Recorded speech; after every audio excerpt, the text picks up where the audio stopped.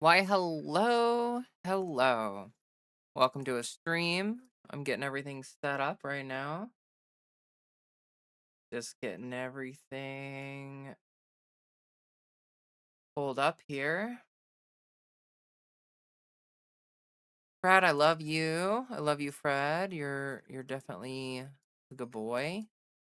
A good boy. Yes, you are. You're the goodest boy. The bestest, goodest boy. What a good boy. Uh-huh. Hello, Emily. Hello. Hey there, Dadzilla. Oop, Fred. What's on the nose, Dadzilla? What do you mean? What do you mean by that?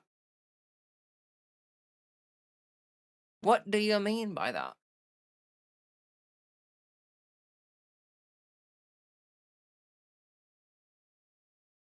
Yeah, so I'm just getting started here. What are we getting into today? We're just gonna be talking about, stuff and also things. Um, ugh, not sure if I trust Trump's judgment on anything. Well, I mean, yeah, like I would agree, but this is not this is not like a secret. This is not like something like this is something that you can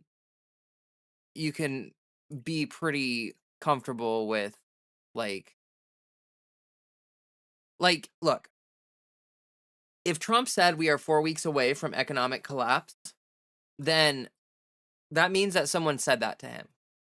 And if someone said that to him, I mean, they're probably trying to paint a rosy picture for him. So, you know, last night's chat was great. Oh, thanks. Yeah, I loved last night's stream. It was a great stream. We're gonna have another great stream today. I hope. But let me see here.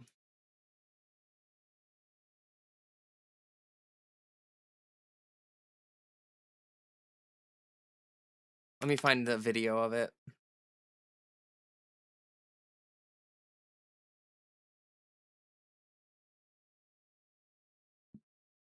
Um, well, I guess I don't need to pull up the video, do I? Should I? Should I? Let's see here.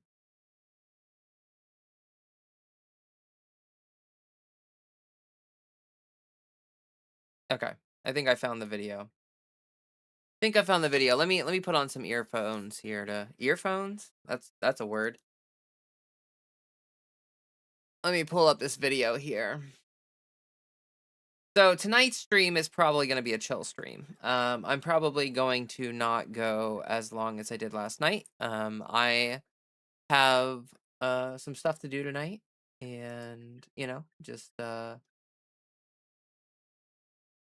yeah. Anyway, let's go ahead and jump right into this. Hope everyone's having a good day. By the way, hey Katie, welcome. I don't think, or the thing is, I don't think anyone around Rump is exactly thinking rationally. No, I get that, but I'm telling you that this is not like, yes, Trump lies all the time. That does not mean that everything he ever says is wrong. Like, I'm just being real with you that, like, I've heard other estimates from other people, respectable experts who said we are going to run out of oil very soon if this keeps going the way it's going. So, like, this is not, yes, I know Trump's a fucking idiot, and I cursed way too soon again. But um yeah, that was probably too soon. Anyway, but here we go. Oh, that's I don't We understand run out of reserves in about 4 weeks. You know, there are reserves all over the world, and we would really run out. Did Trump just admit the Yeah, I don't know. Is this going to be just someone talking about this, world or was down to only 4 weeks of oil reserves, raising fears of how close the system really came to breaking? Was the U.S. forced to act fast as Trump suggested supply? I don't really want, like, someone talking over it. I just want the G7. Here, let me just find it. I should have looked for it before I hit the start streaming button, but that's okay. Okay, I found it. Muted applause there for Rump. No more winning, please. Exactly.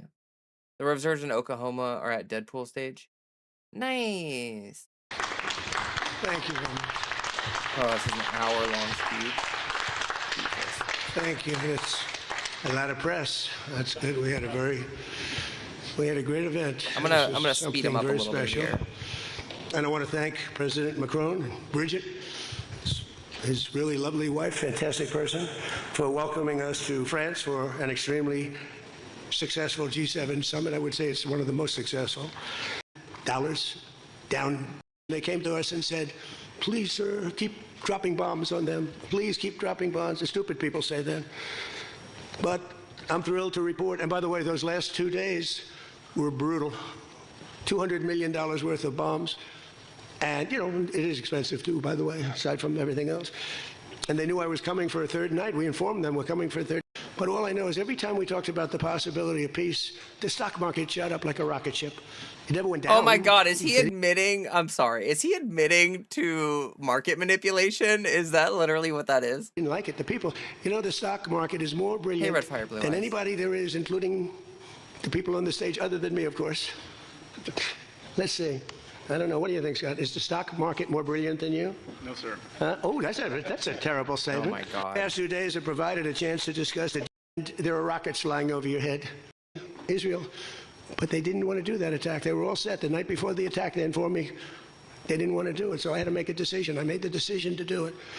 But it was a joint venture. Do it ourselves. We don't need to that.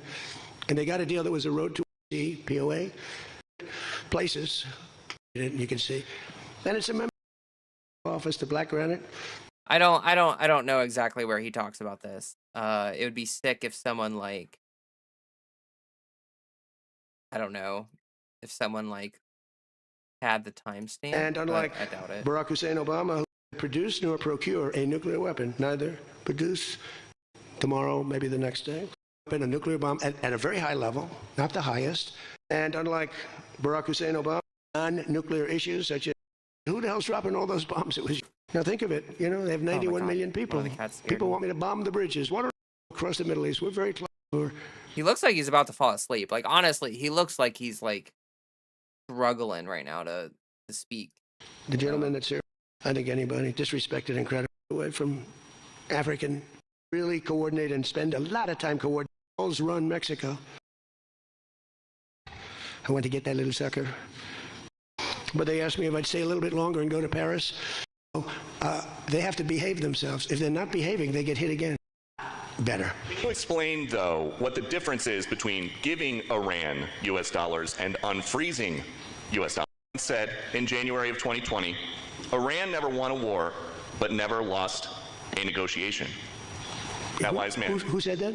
Donald Trump. Oh, that's what I thought you were honest. They'd say, Oh my God. Iran had a great victory. CNN, obviously. Day. It's a lot of money. About the importance of leverage. It was so incredible. The naval blockade.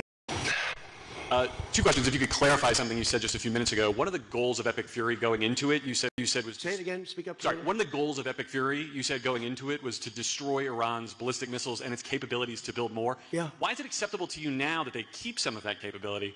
And Iran is. What are they keeping? What are they keeping? They have less than other nations now. We knocked out probably 85% of their missiles. They do want to invest. You have probably the third largest oil reserves in the world. What the hell do you need nuclear for? You need nuclear for some electricity. So I've always felt that way. So we've been pretty tough in that. You know, it is a little hard, though, when you say that somebody wants it, other people have it, other adjoining states have it, and you're not letting them have it for purposes of electricity and things like that. It's always a little tough. You have to use a little common sense, please. New York Times, please. Thank you, Mr. President, for the question. Now that you're approaching a new phase in this conflict with Iran, can you now say whether you will hold anyone in your administration accountable for the strike on a school that killed? Militarily, I don't want to do that.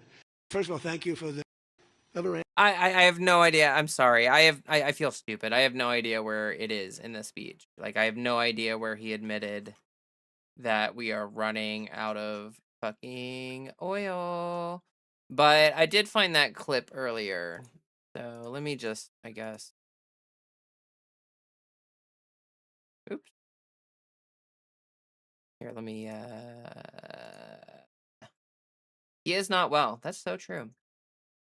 They're adding more ethanol, 15%, making gas burn fast and causing damage to engines in order to not cause any serious, or to not cause serious to any cars made before 2001. They need to buy premium grade with less ethanol. So in effect, we're paying more for less gas because engines break down and or decreasing the lifespan. Yay.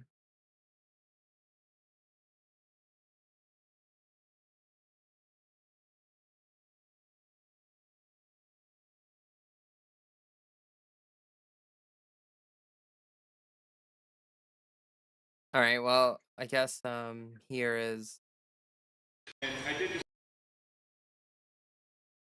here's another example of that. This is probably a better clip. Sorry about the spelling. You're fine. I want to ask you about this. A wise man once said in January of 2020, Iran never won a war. Oh shoot, but I never almost lost I a almost negotiation. got it. That wise man. Who said that? Donald Trump. Oh, that's what I thought you were going to say. If I had just listened to him keep talking, then I would have found the clip. But I gave up. So How do you go back to the United States and convince a skeptical American public that this deal Well, is a look, win? here they lost militarily, okay? It's very tough because I know that no matter what, if I would go, by the way, if I'd go another 3 or 4 can all of you please hit the like button, please? That would be super fantastic. weeks, those same people that are critical would say, he went too long, he should have done, no matter what. If they raised the white flag of surrender, and if they said, praise be to Allah, Donald Trump is the greatest president ever. We totally concede, we totally give up. This war is over, we have failed.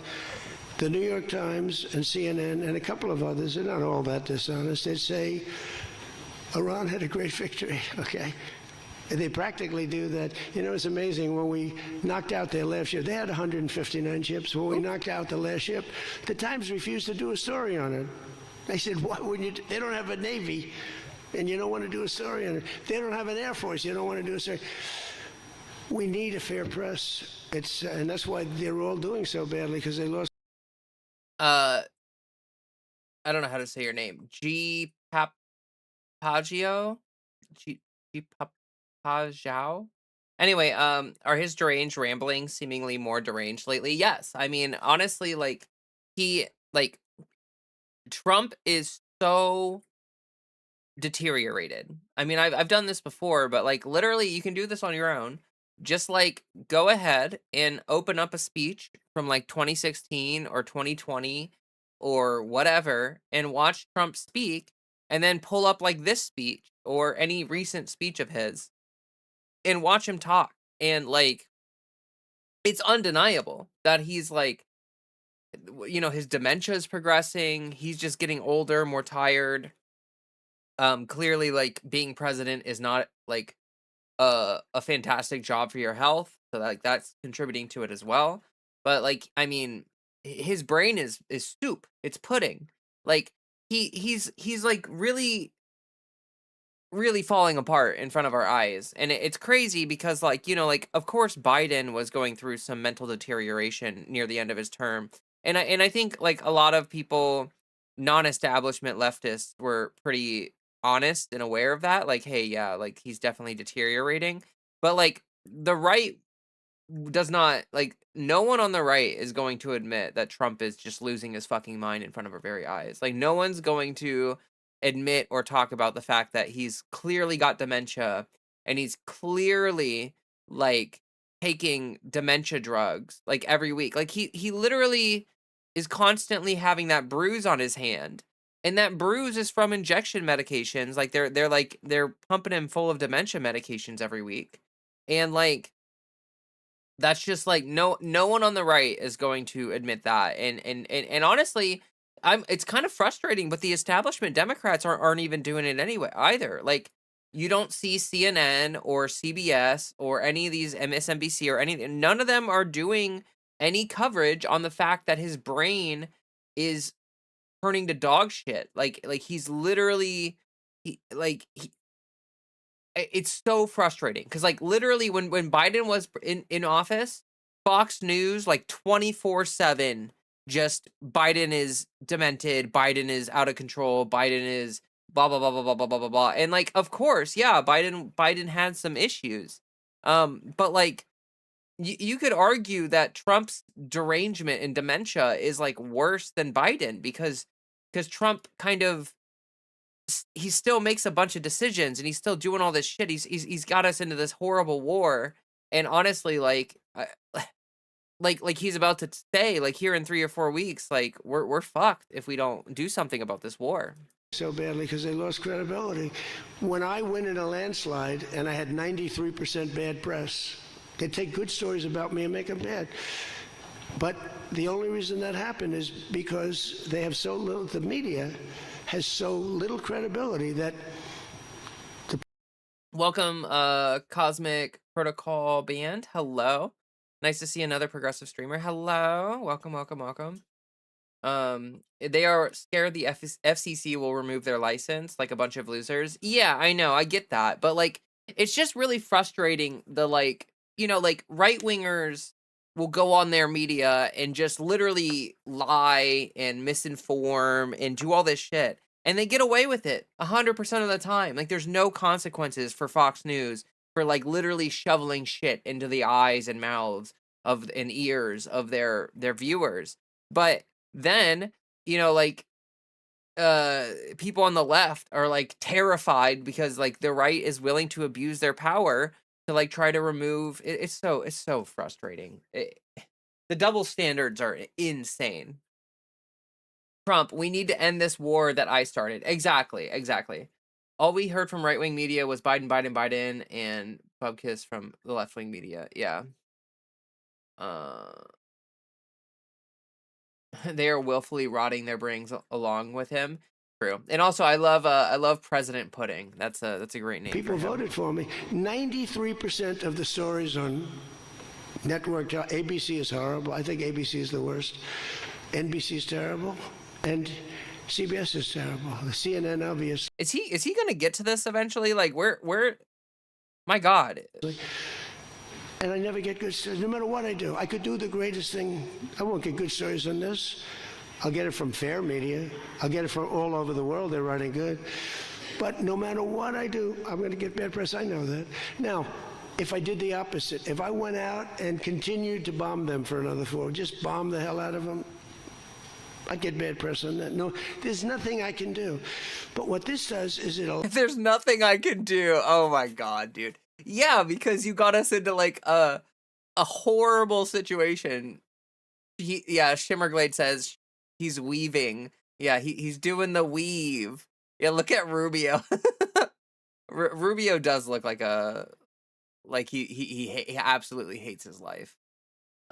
He never knows what to do. Yeah, he just looks like I forget this guy's name to the left, but that guy makes me so fucking mad because he's always laughing and smiling and like he thinks he thinks this is like the funniest. Like we're speed running the collapse of America, and this fucking idiot on the left here is like so excited about it.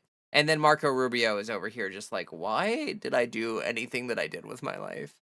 allows the ships to go. If we keep bombing, those ships won't be going. And you're talking about $500, $600, $700 million a day. It's a lot of money. A lot of money. That's why the world is okay. It's liquid. It's fine. Also, we run out of reserves in about 4 weeks. You know, there are reserves all over the world, and we would really run out. And there'll be a time when you wouldn't be able to get it. And you want to see Bedlam? So for all those so-called... I love how this guy was smiling. Again, his name is Lutwick. Oh, right. I love how he was smiling, and then Trump says we're gonna run out of oil in 4 weeks, and you just see the smile like fall off of his face, and you see like Marco Rubio here is completely disassociated. Like he's off in La La Land. Like he's trying to think about where he's gonna get his next bump from. Like that's what he's doing in his brain. 4 weeks. Can Trump count to 4 now? I thought 2 weeks was the max.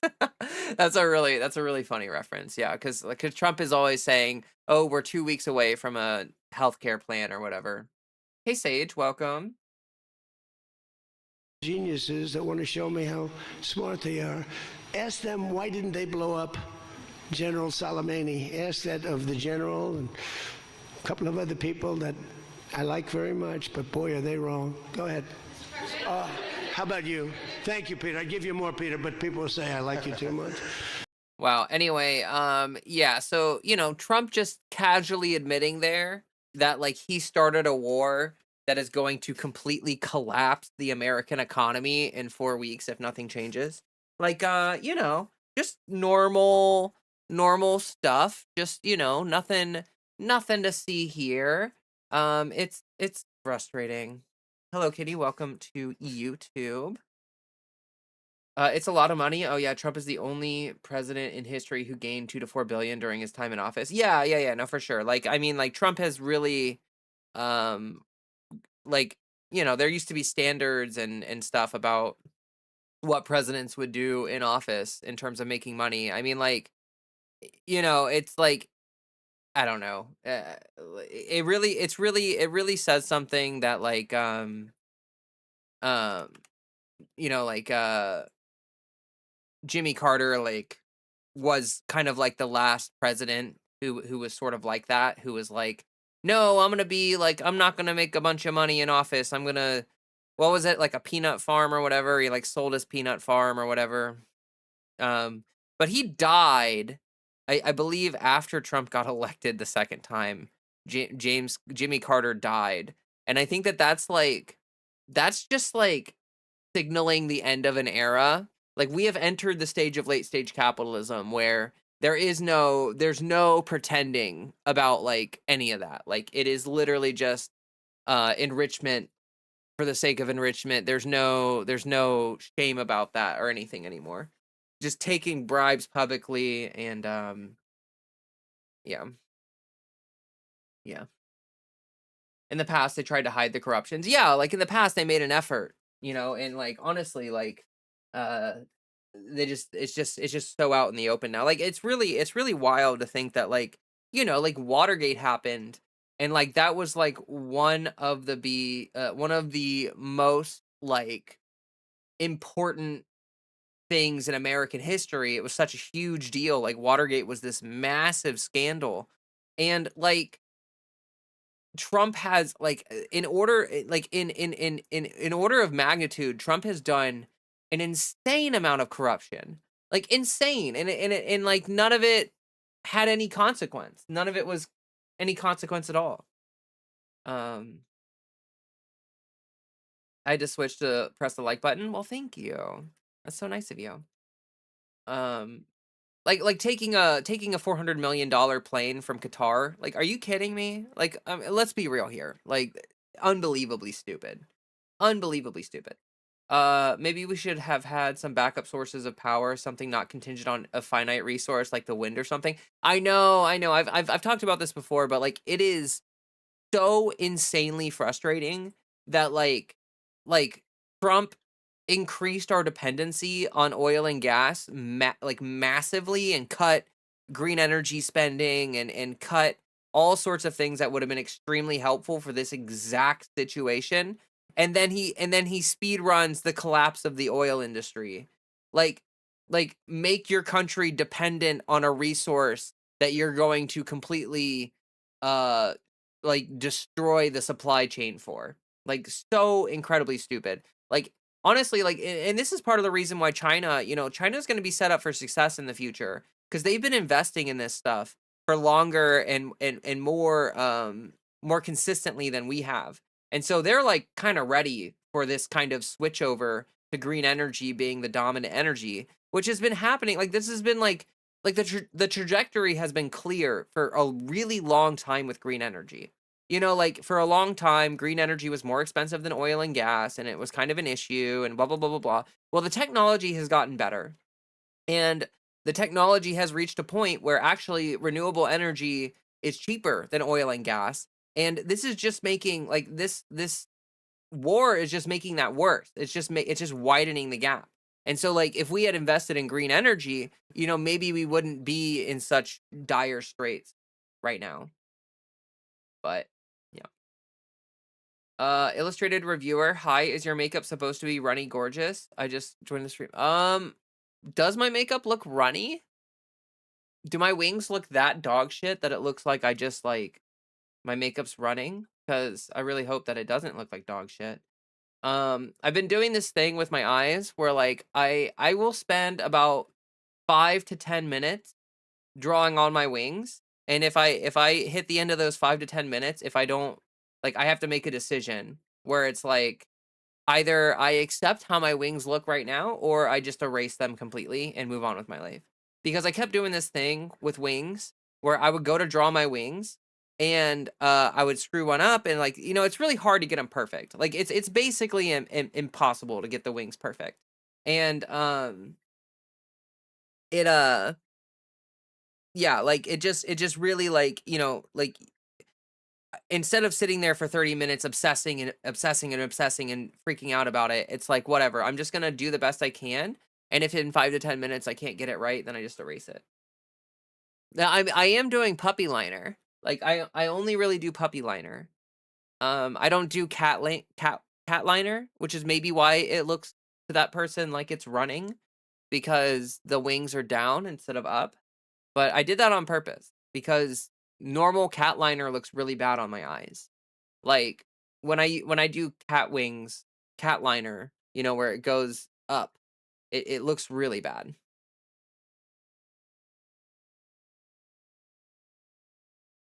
Ba, ba, ba, ba. Thanks for the compliments. I appreciate it, everybody. I feel fortunate that I was able to buy a small battery pack and solar panel that keeps my phone charged and lets me run small electronics. Little peace of mind. That's good. I mean, the good thing is that, like, um, you know, like, most of our, like, our electric infrastructure is run on natural gas, which we have plenty of. So, like, we shouldn't have issues there. Although I was kind of wondering, like, if we run out of oil and gas, how are the people that work at the electric plants going to get to work? So, like, I don't know. You know, it's still not good. But yeah, hopefully we don't have any issues with, like, electric grid stuff. It's mostly just going to be like, you know, America is incredibly dependent on cars. And so, like, you know, cars are just, like, kind of a big deal. And if you can't have a car, I mean, it's gonna be really hard for people to get to work and for, you know, trucks to do whatever, and they look good. Thanks.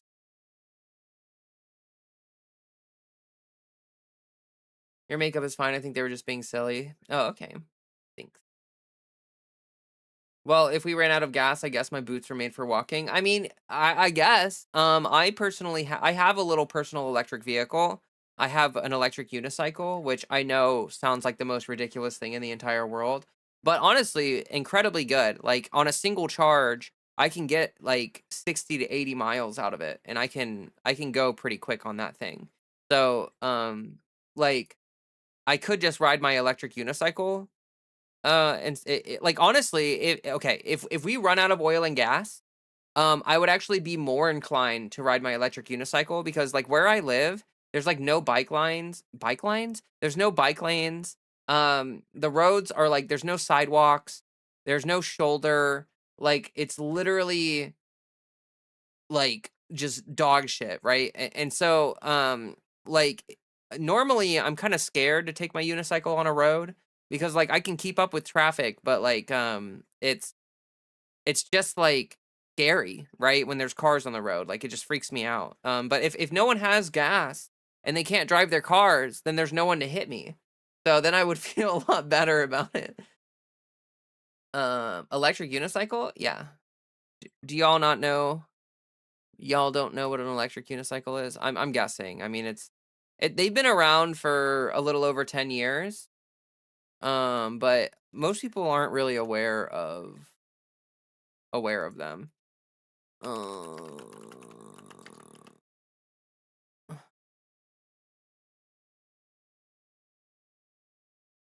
What's this guy? Kuji? Um, Here, I'll show you all a little video. Ba-ba-ba-ba. Maybe I've showed some of this online before. Sentences you never expected to hear. I can just ride my electric unicycle. Hey, like, you know what's crazy about electric unicycles is they are the most efficient vehicle in the world. Like literally bang for buck, like in terms of power, and everything. Electric unicycles go like they like they are the best energy efficient kind of transportation. Like, I don't know how to describe it other than that. Like, they do great. Someone says you can ride a unicycle at 60 miles per hour. Mine does go up to 60 miles per hour, but I've only ever gone up to like 40. Like, honestly, once I hit 45 miles per hour, it's terrifying. Going 45 miles per hour on one of these things is genuinely horrifying. It's so scary. um Here, let me just play a little bit of this one. This wheel specifically, hold on. This wheel specifically is like kind of terrifying. The P6 is what this video is about, and the P6 can go up to 93 miles an hour, which is like, honestly, like, I don't know, like that's like, I don't even think they should. I don't know about that. Like, I feel like that's kind of insane that they can go that fast. Like, absolutely insane. Looks terrifying. No, these honestly, these are not as scary as you would think. And they're not actually as hard as you would think to ride. Like, they balance front to back for you. Like, the motor balances front to back, so you just have to balance side to side. It's honestly like, it's not that hard. Here, let me turn down the audio.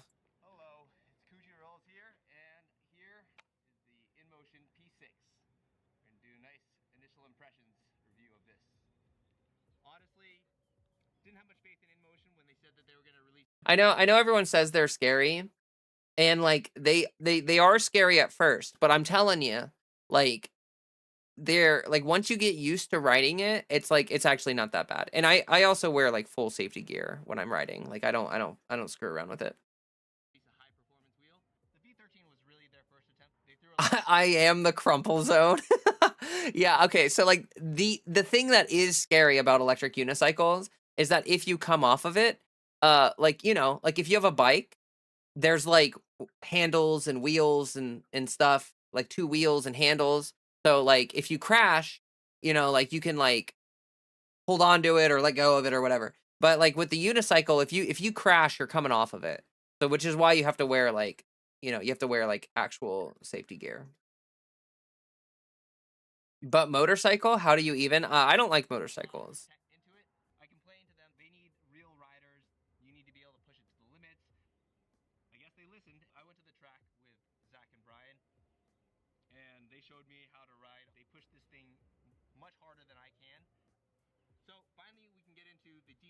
Of what they've been hiding inside this shell.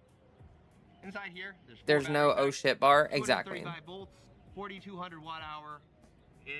Do you wear protection? What do you wear for protection? So I wear a helmet. I wear a full body suit. Like, it's like a crash jacket that has shoulder, elbow, and back protection. And then I wear wrist guards, and then I wear knee pads. So like, I'm wearing like full dirt bike gear. Because like, you know, people when they do dirt bike stuff, like they often come off their bikes and just land on the ground with no protection. So, yeah.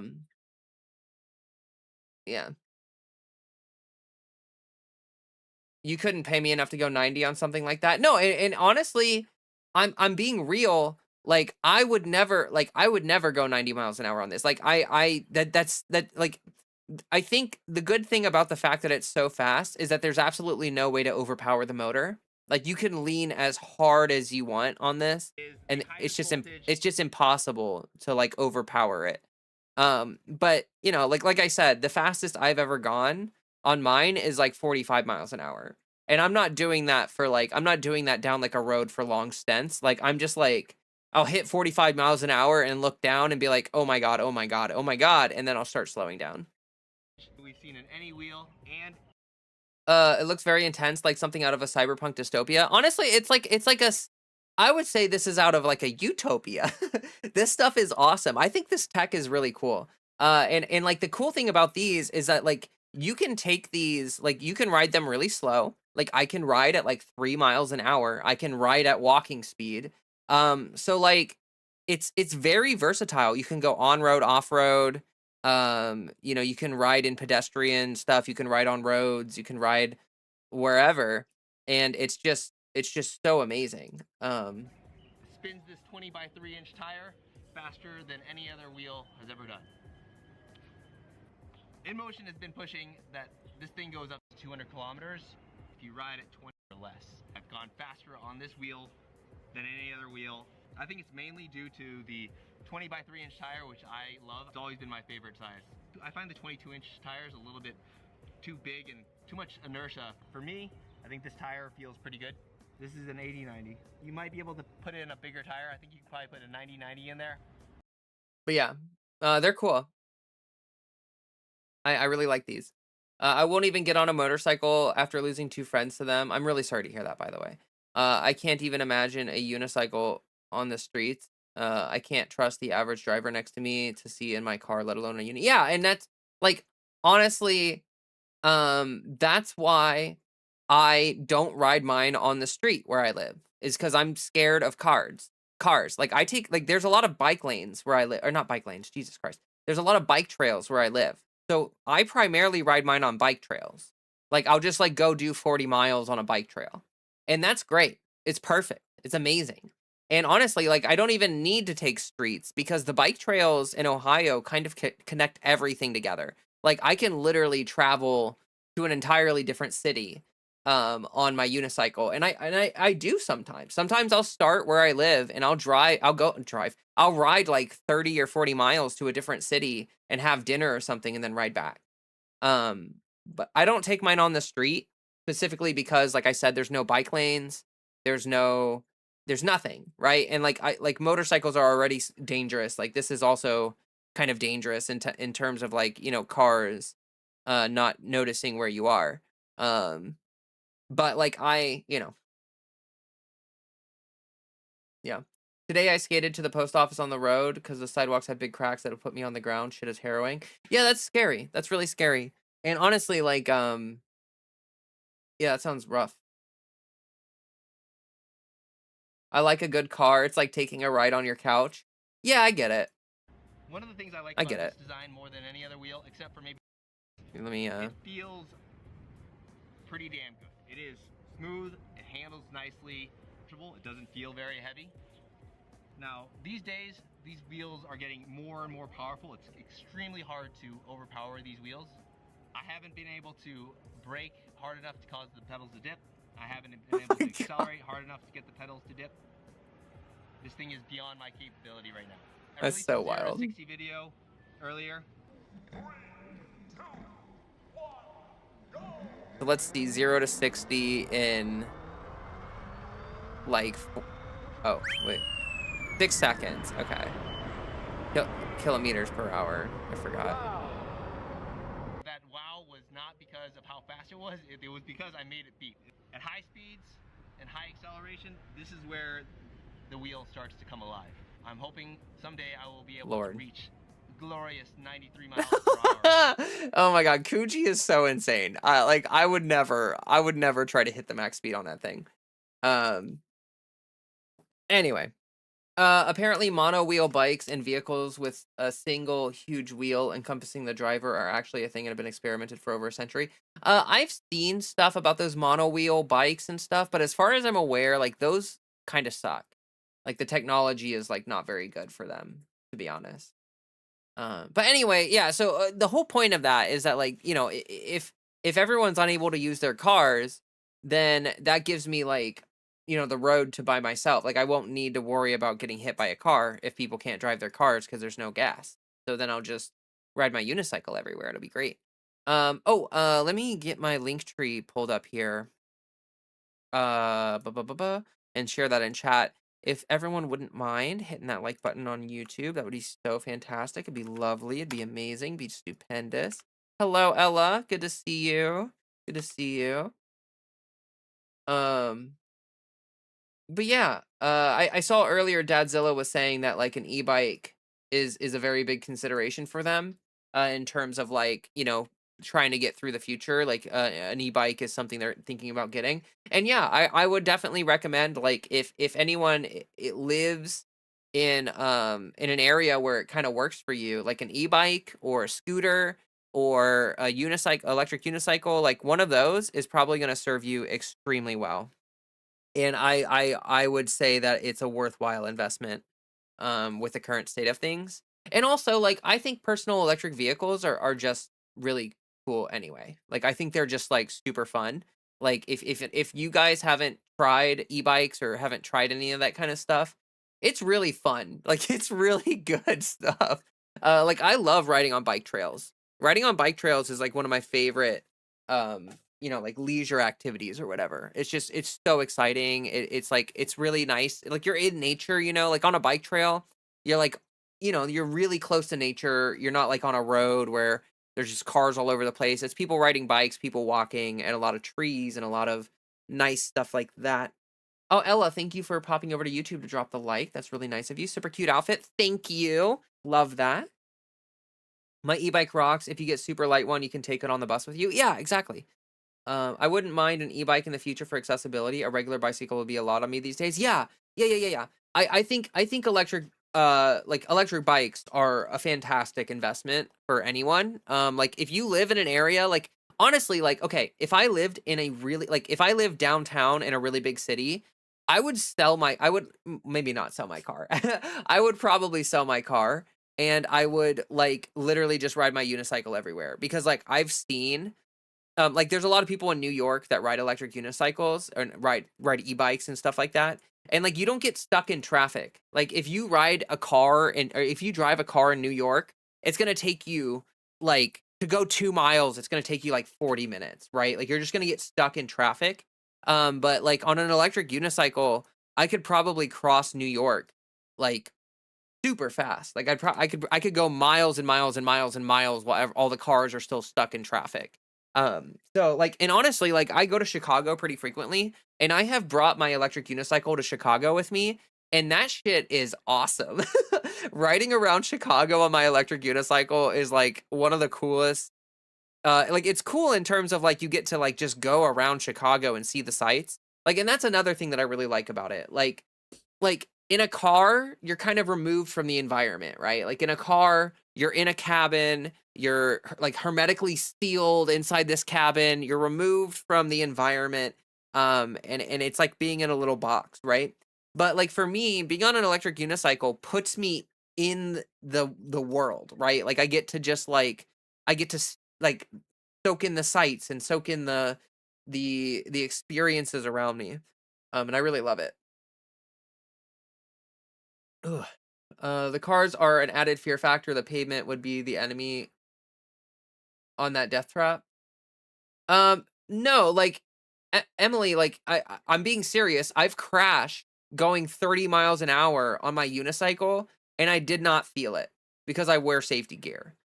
Like you gotta get safety gear. But if you're wearing safety gear and you're not being really stupid, then you're fine. Like honestly, yeah, cars are actually the most dangerous part about riding a unicycle because if you fall off your unicycle and you're wearing safety gear, you're just gonna skid and then you're just gonna like come to a stop and be like, oh shit, like that was kind of scary. But if you get hit by a car, you might go under the wheels, and that's where you're gonna die. Like that's where you're really screwed. Um, don't your legs get tired standing up the whole time? Well, I stand or sit. Like I have a seat on mine. You can ride seated on electric unicycles like, so, like, when my legs get tired, I just sit down on it, and then when my butt gets tired from sitting on it because it's not super cushioned, like, I have a little seat on it, but the seat is made out of, like, 3D printed material, which has some squish to it, but it, like, after a while, the cushion part of the seat, like, kinda sinks in, and I have to stand up for a little bit and let it, like, reshape itself. Um, so I just alternate between standing and sitting, and honestly, seated riding on a unicycle is so comfy, it's kinda crazy, like, it's so wild how easy it is to just, like, cruise at 30 miles an hour riding seated on my unicycle.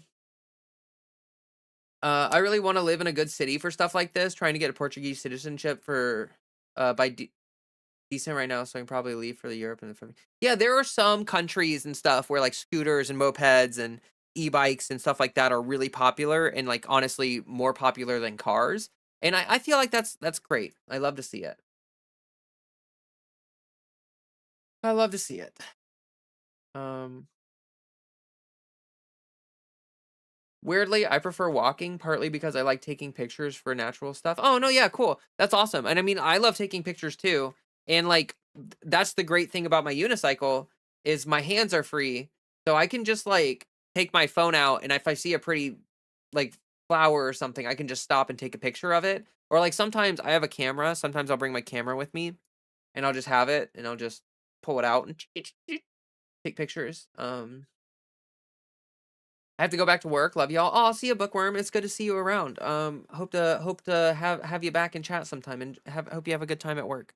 Oh well, I hope you have a bearable time at work. I guess is what I mean. Um, I miss hiking, trail biking. I used to live in the woods. Then my allergies got really bad as I got older. Oh, that sucks. Have you ever tried Shimmerglade? Have you ever tried local honey? Like I get bad allergies with pollen because like in Ohio is like pretty bad with pollen. Like pollen is kind of insane in Ohio. And like I eat local honey every single day when I get up. Like it's part of like my morning routine. I have like a little peanut butter sandwich with honey in it, local honey, and my allergies are gone. Honestly, like completely gone, which has been really nice. So it's just like because when you're eating local honey, you're like ingesting the pollen in the local area, and it helps your body like acclimate to it. I'm sorry, I'm just a big scaredy cat. I'm getting dizzy just thinking about it. No, you're Emily. You're fine. You're fine. Like I get it. Like y- if you're not scared of the unicycle, then like yeah, that's kind of like it makes total sense to be scared of it. I'm just telling you that like it's not as dangerous as long as you're prepared as it seems. Like it's not literally a death trap. Like it's not literally a death wish. Um it's just like, I get that it's not for everybody for sure. And that's why I'm saying that like, e-bikes and scooters and other things are great options for people. With the reflecting pool turning green, does that mean everybody in the press has to wear green? Um no, but it does mean that they have to like talk about the stupid reflecting pool 24/7 for the rest of their lives. Honey is antioxidant. Honey is amazing.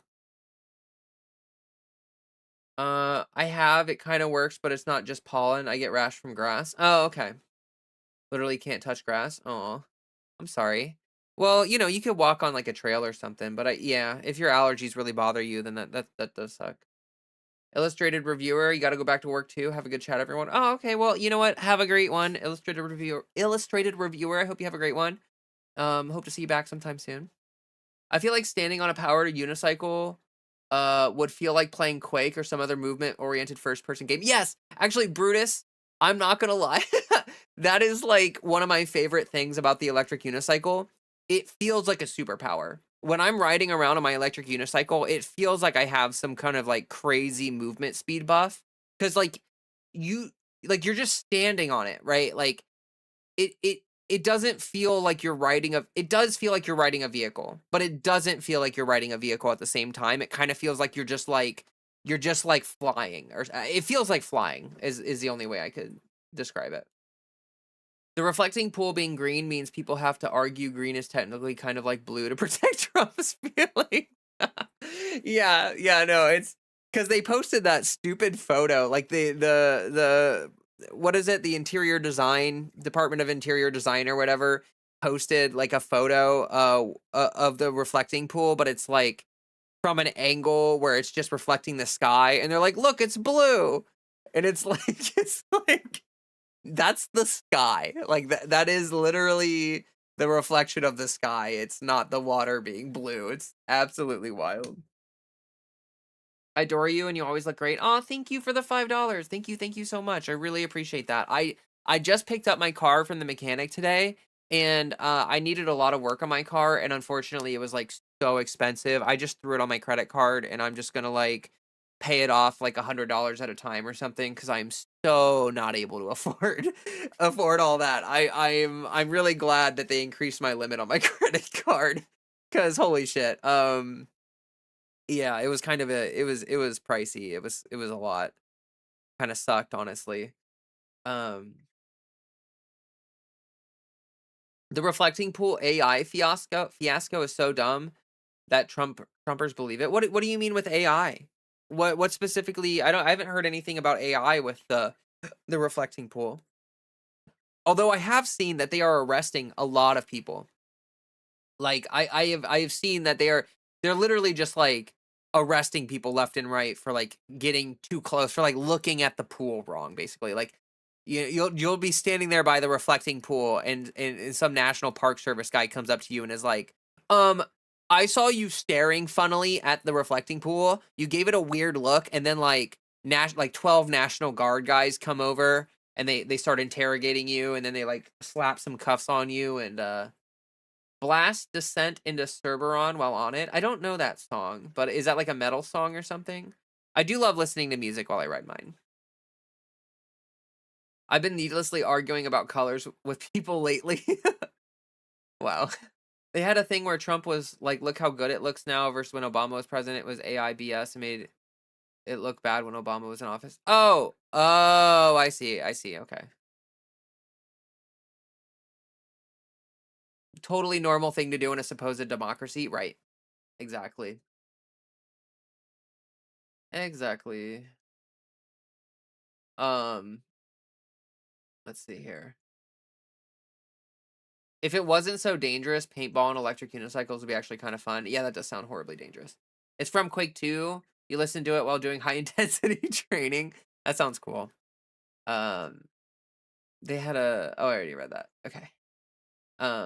Red Fire Blue Ice, thank you for the $2. That's really nice of you. I appreciate you so much. That's really kind. It's really lovely. It's amazing, stupendous, wonderful. Uh, helps me a lot. I'm you made a difference, and I really appreciate that. Um, yes.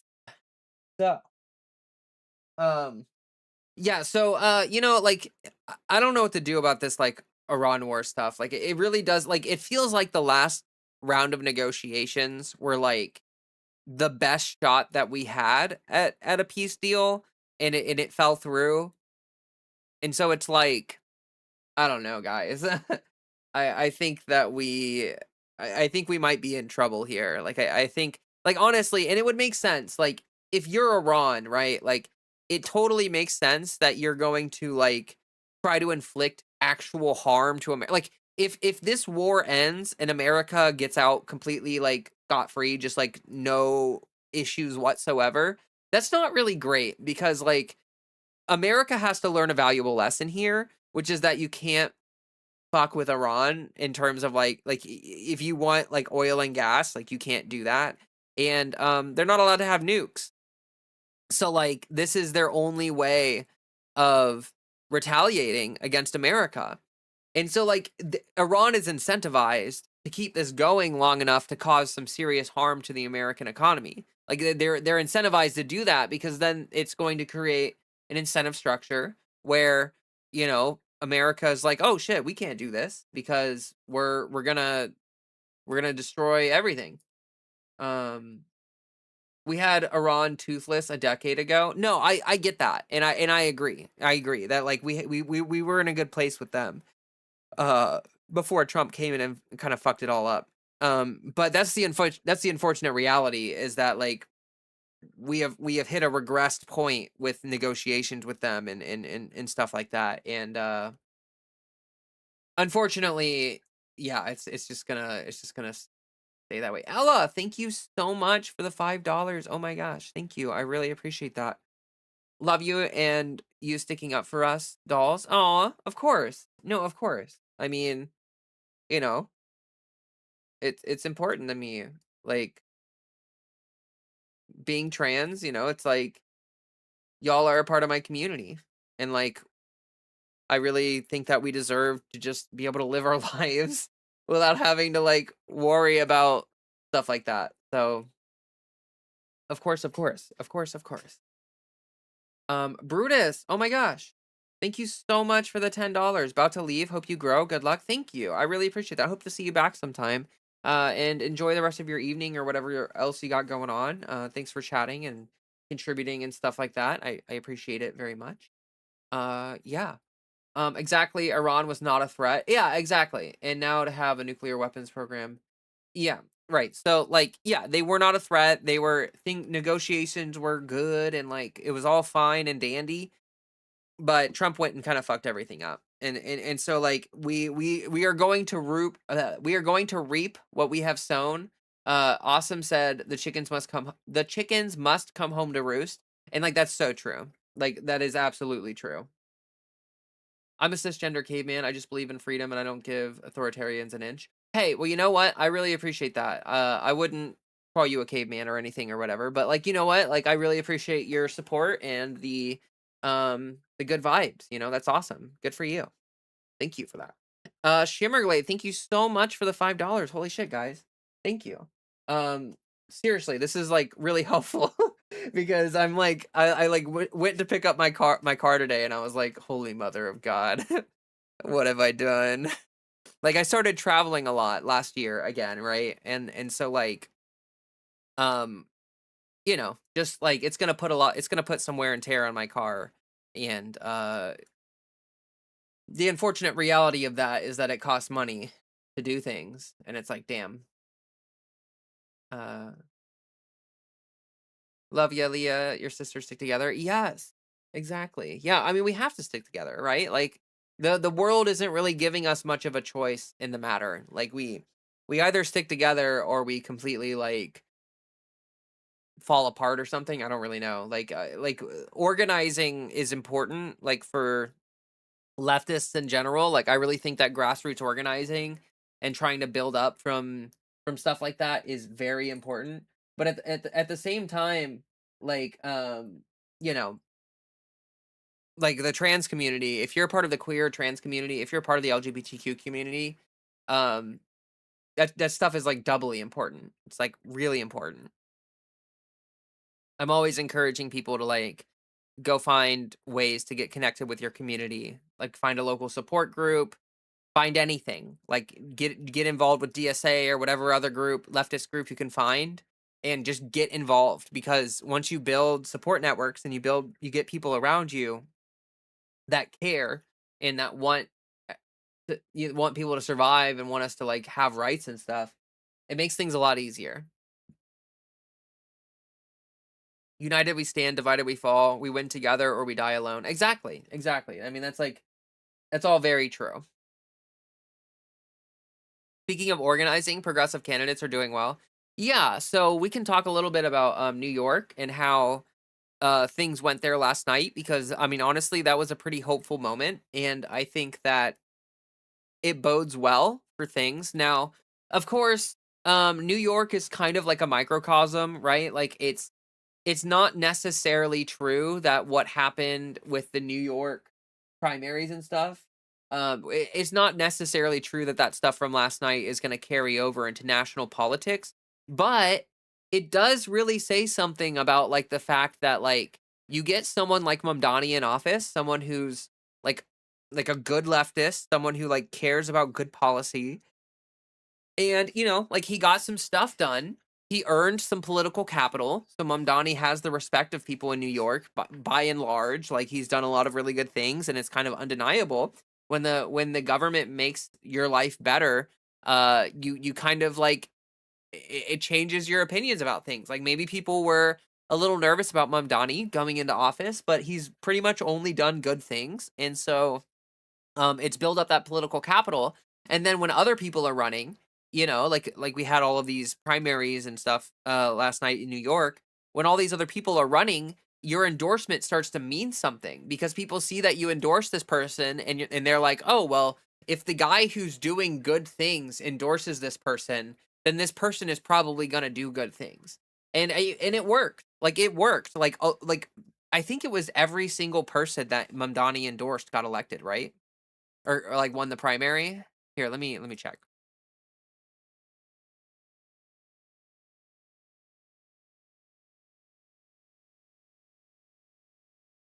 Let's see here. I joined my local Dems. I encourage everyone to do the same. There are a lot of support out there, but out there more than people may know. Yeah, that's a good idea. I mean, like, like I think the establishment Dems are really problematic, but I would, like we don't really have a choice except for to take over the Democratic Party. Now, am I saying to side with the establishment Democrats? No, no, no, no, no.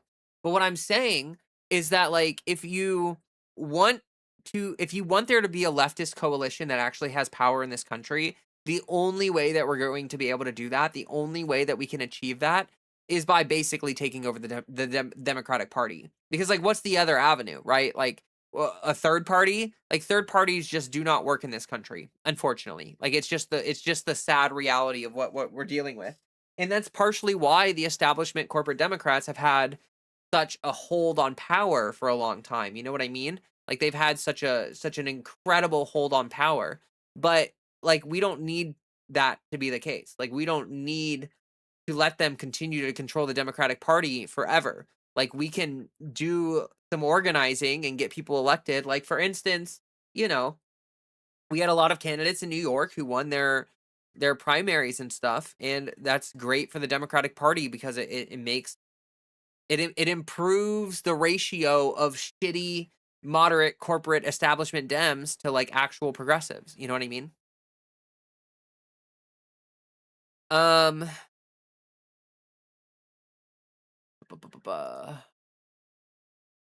Here's the primary stuff. I need water. I'm so thirsty.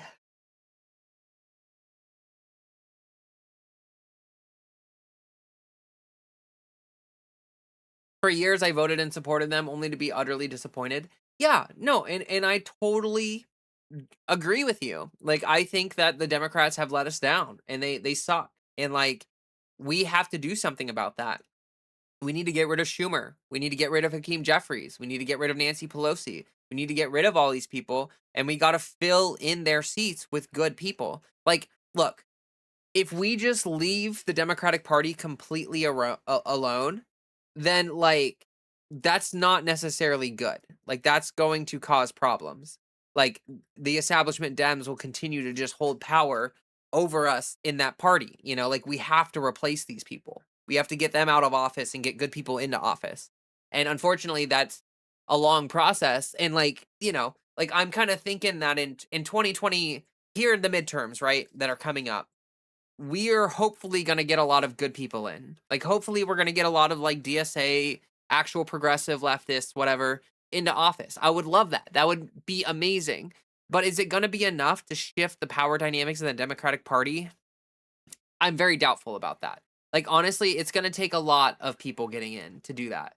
Oh my gosh, we've got a MAGA freak here in Twitch chat. I mean, he did renovate the pool. Yeah, he renovated it. He wasted $14 million making it worse. And now they're going to have to spend even more money renovating the pool to make it even worse. Like, you have no legs to stand on. Trump cut off your legs, and you're trying to stand on them. I'm not saying he's the best president, but a lot of macroeconomic indicators are better under Trump. Actually, you're a freaking idiot, dude. And like, if you don't, you know what? I don't even need to argue with you. All we have to do is like wait 4 weeks or wait till next year, and you will see how bad he has fucked up our economy. Like, Mr. What's your name? Couscous? Is that your Jesus? Um, if okay, right now, if the Iran war ends right now, like the Strait of Hormuz, if it opens up this very second, do you know how much food inflation is going to be next year? 20 to 30%. Food is going to go up by 20 to 30% next year if the war ends right now. Like, all you have to do is sit and wait, and you're going to be proven wrong. Like, reality is going to come slap you in the face, and you can either thank Trump for that. You can go, thank you, Daddy. Thank you, Daddy Trump. Thank you so much for fucking up my life. Or you can, like, join reality and admit that, like, he is one of the worst. No, he is the worst president that has ever existed. Like, he's the worst president in all of American history. And that's not even like an argument. Like, that's not even a debate. Like, that's just reality. Like, that's just like the fact of life in the world and everything. Like, honestly, it's unbelievable. Like, it's hard to believe that you're real, right? Like, it's hard to believe that you're a real person because, like, my God, like, how can anyone still be in agreement that, like, oh yeah, Trump is this, oh yeah, he's this great, oh my gosh, like, oh, he's so good, guys. Like, you know how based he is about like the fact that he like raped a bunch of children, like he like sexually assaulted 12-year-olds. Isn't that like so based? Like, isn't it so based that he like protected the world's foremost pedophile and was best friends with him for like 10 years and held beauty pageants where he preyed on young women or young girls, I should say. They're not even women, they're girls, right? They're like 12 to 13-year-olds. Like, I what I just like what possible argument could you be making for Trump? Like, none. There is none. Like, oh my gosh, the stock market went up, guys. The thing that indicates literally nothing about the actual economic state of the country, the number went up, guys. It went up. It's unbelievable, my guy. Like, it's good to know that you like when children get sexually assaulted. Like, that's cool. That's good to know about you, that you think that, because it absolutely destroys any credibility that you could have possibly have ever had. But keep on keeping on, you know. Mr. Maggot over there. Awfully quiet now that I've started talking about you. Anyway,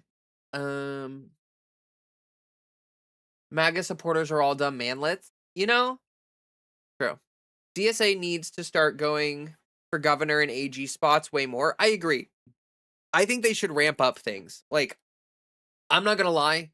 I think that, like, it is time for leftists to, like, come out of the woodworks. Like, we need anyone who's possibly a good electable candidate and is actually a leftist. Like, we need everybody running. Like, I don't care. I don't care if you win or not. Like, you know, if like, and honestly, like, we need local offices. Like, I think governor is great, mayor is great. Like, all these things are great, but like, we need people running for like very local offices too. And that's the unfortunate reality, is that a lot of right-wingers are very good at mobilizing to run for local offices, but leftists are pretty bad at that. And like, yes, federal politics are important, and like, we should try to affect federal and, you know, the broader state level politics for sure.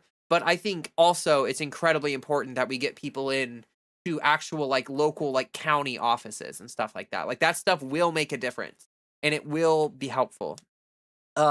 You know, like, you can actually affect change at a local level more than you can affect change at like a federal level. Like, if you're, like, I've said this before, like, if Mamdani was elected as a senator, I mean, what the fuck can he actually do, right? Like, if Mamdani were a senator, like, it's just virtue signaling. Like, because you really have to, like, you can either vote with the party or against the party, but since most of the party is going to be in lockstep, your singular dissenting vote is not going to change much of anything. Okay, it's like plus one dissenting vote, but that's like not helpful unless you get a large number of people elected to the Senate that are actual leftists. And so, like, yeah, city councils decide a lot. Yeah, absolutely. Like, getting elected to city council or treasurer or whatever, like, stuff like that, you actually have a surprising amount of power that you wouldn't be aware of previously. And also, like, it gives an opportunity to increase the rep for like, increase the reputation for leftists. Like, if you get elected to local office and you do some good shit, like, let's say you're just like a good leftist, you know, you're just a good leftist, you do a good job, you make life better for people around you, that improves their you know, that improves their feelings towards leftists. It makes us look more appealing. And then when they go to like national voting, you know, elections and stuff like that, when they go to elect senators and they go to elect other people, they're going to be like, oh, you know what? My local city councilor or whoever the fuck is like a leftist and actually does a fantastic job. So that kind of makes me feel more comfortable voting for someone like that versus someone who, you know, like, these corporate Democrats haven't done a damn thing for me. Like, we've elected them for years and years, and we finally elected a leftist and they did something good for us. So, like, it really makes a difference. Senators can also filibuster and sabotage federal appointments, to be fair, versus what a rep can do. No, and yes, there are things that they can do. Like, it's not like the senators are completely useless, although they are completely useless. Like the Democratic senators have done virtually nothing to fight back, which is really frustrating. But yeah, like it's something that like we need to do as a collective of a political movement, is to kind of flood the zone, right? And really increase our representation in politics. Like that is pretty much the only way forward for us. Like, honestly, I know it's boring, it's not glamorous, it doesn't involve some grand revolutionary whatever, but like the only way that we can get power is by increasing the amount of power that we have. And so like we need leftists who are good leftists, who are unabashed about like uh grabbing that power and like trying to get more of it. Like I just think that we need that. Um it is inevitable that our Trumpy toll will feel it soon. Yeah. And I mean, and if this Iran war keeps going, we are going to feel it sooner rather than later. Like we watched the clip earlier. We are freaking 4 weeks away from like complete economic collapse.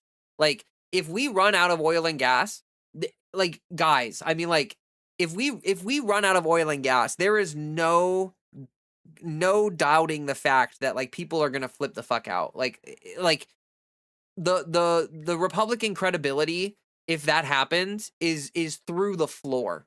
And like that sets us up for some incredibly good stuff. It sucks. Like if we run out of oil and gas, it's going to be incredible hardship and things are going to get really bad. Like things are going to get really bad.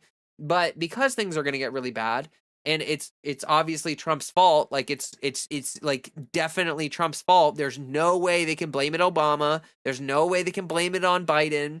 Like this is a war that Trump started out of nowhere for no fucking reason. And if he ends up collapsing the entire economy because of it, then I mean, like only his most staunch supporters are gonna like his. I wonder what his minimum of approval rating is after something like that. Like, or like I wonder what the floor is like on his approval rating after something like that. Like right now, it seems like the floor on his approval is like 30 something percent. Like 32, 35% or whatever. But I mean, like if this happens, I mean, we might see like 15% approval for Trump. You know what I mean? Like that could very seriously happen. I mean, he's already the most unpopular president in the history of America. The only person who's more unpopular than him is him. Like second place is him in his first term. First place is him in his second term. Like he is the most unpopular president of all time, and like we have yet to see if that floor is going to fall out from underneath him, but it could. Let's see here.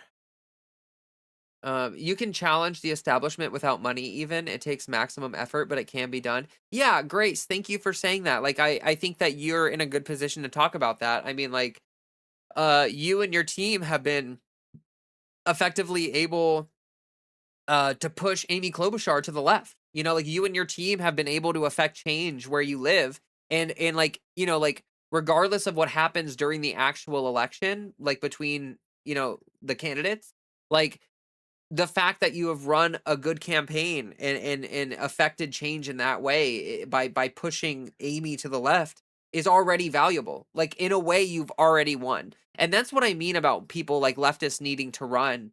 Like everyone should look at Kobe, which is the campaign that Grace is working for. I interviewed Kobe a while ago, but like you have to keep in mind the fact that like you can do this. Like you can affect change, and maybe you don't win. Like maybe you don't beat the establishment Democrat, but if you pull some of the votes away, if you start taking some of that from them, they're gonna start taking you seriously. It builds your credibility. It builds it builds essentially it builds the notion that like people agree with you, and it would be dumb of the establishment Democrat to just ignore what people are obviously excited about. Let's see here. We got 28% against Amy on a budget of $2,600 against her spending of $2 million. It is very possible. Yeah, and that's incredibly impressive. Like, honestly, um, I'm so proud of what you guys have done. Like, I'm so proud of the change that was able to be done there because of that. Like, it's incredible. It's incredible. And I hope it continues. Like, I really hope Kobe keeps going. Like, I know that, like, it can be discouraging when you don't succeed or whatever, but, like, you gotta consider the fact that, like, Kobe is just getting started, right? Like she is building up a reputation, and like, now she went from no reputation at all to having a reputation. And so, like, that is credibility, that is important, and I think that, like, as long as she keeps pushing forward with it and gives it, keeps trying and maybe, like, a different avenue or something, that's it's amazing. Like, that's great, and I mean, I'm so excited about that. Um, I've gotten messages from across the nation and even Australia that people are organizing to run because we showed it can be done. Beautiful. Beautiful. We're days or maybe weeks away from disaster. The left isn't the answer. They're not better. I'm against all government, though I was a Republican for 2 decades. Hey, Remley, you're wrong. You're literally wrong. The left is better. We are better. Leftist politics are literally better. We want healthcare. We want everyone to have affordable healthcare, preferably free. We want people to have affordable college. We want people to have affordable housing. We want people to have access to clean drinking water and food that is affordable. We want people to have public transportation so that they can get where they need to go without needing, like, to shell out the money for a car. We want all sorts of good things for Americans. And we want that for all Americans too. Like, if you voted for Republicans for 2 decades, you voted against your interests for 2 decades. You literally voted for people that hate you and want you to die for 2 decades. But the left is better. And I'm not talking about establishment Democrats, by the way, just to make it absolutely clear for your Republican brain, because you probably think that the Democrats are the leftists. The leftists don't have a political party because the Democrats don't want us to have power, because the leftists would actually make things better, and not for corporations, for American people. The Republicans and the Democrats are in lockstep. They want you to die. They hate you, and they want you to die. They want you to suffer and be poor and struggle and die so that their corporate CEOs can make an extra couple $1,000,000 on their bonus checks. But the leftists want you to have actual good things. And that's why both the Republicans and the Democrats fight tooth and nail against leftists, because it's a danger to the fact that leftists want to make things better for you, an American citizen, and not for corporations. So if you want corporations to keep, like, pillaging the country, then yeah, like, cool. But I think most people want things to change. And that's why I think leftists are doing so well. Like, I mean, just look at what happened in New York. Mamdani is making life better for New York residents. He's making New York more affordable for New York residents, and people are noticing it. And it's good, and it's building up power.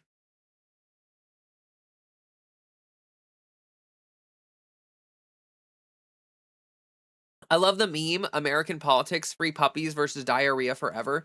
Well, look, I will say that American politics is actually like, peace and quiet, or not peace and quiet. That sounds too good to be true. Uh, okay, American politics is like, you either have a tummy ache forever or diarrhea forever. That's American politics, because there is no party that has enough power to give everyone free puppies. Like, you know what I mean? Like, that's what I'm saying, is that the leftists, like, people make it sound like, oh, Democrats, it's like voting for free puppies, but actually voting for Democrats is like voting for just, like, a tummy ache forever instead of diarrhea. You know what I mean? And so, yeah. Republicans in Texas are voting left. They know what is reality. They know Trump lied. They're fed up with the puppet party. Oh, interesting. Yeah, and, like, honestly, like, one of the only, oh, I saw you said this earlier. Texas is already flipping the script. Vote local. The opposition doesn't realize their support for Cheeto Baby endorsement and their support is what's losing the elections for them. No, exactly. Exactly. Trump is becoming more and more toxic as time goes on, and like his endorsement is actually like an anchor on people's campaigns. So like uh I will say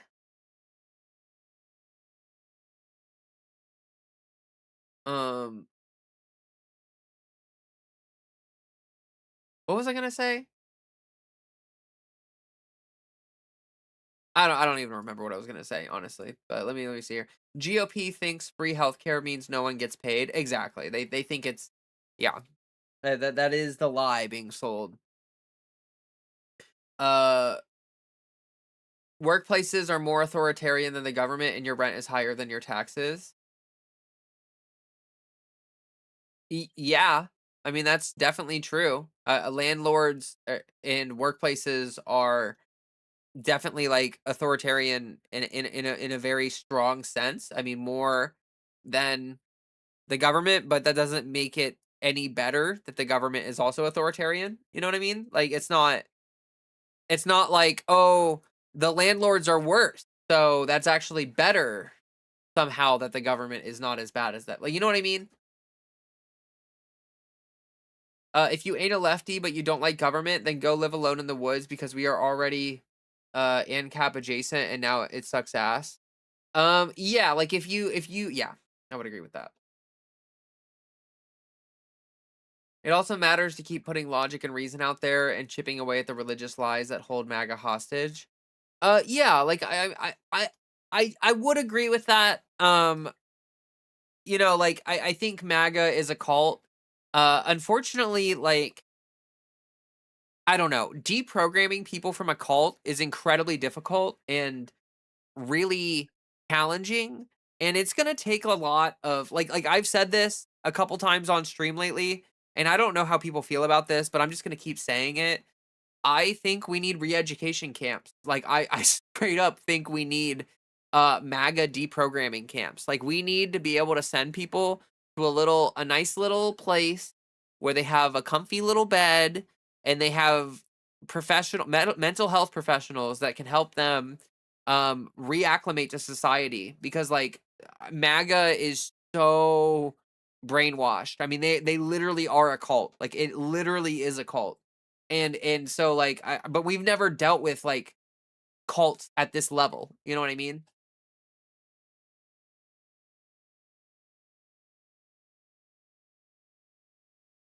Just dropping in to say hello. Hello, Olvin. Hello. By the way, you look amazing tonight. Thank you. Also, imagine your future dream house being piss bombed by a petty neighbor. Yes, exactly. If the GOP loses Texas, they will lose their only big state. If the GOP loses Texas, they will have a once in a generation like they will have a generational meltdown. Like they will if they lose Texas. Oh god. I want it like outside of any other thing related to them losing Texas.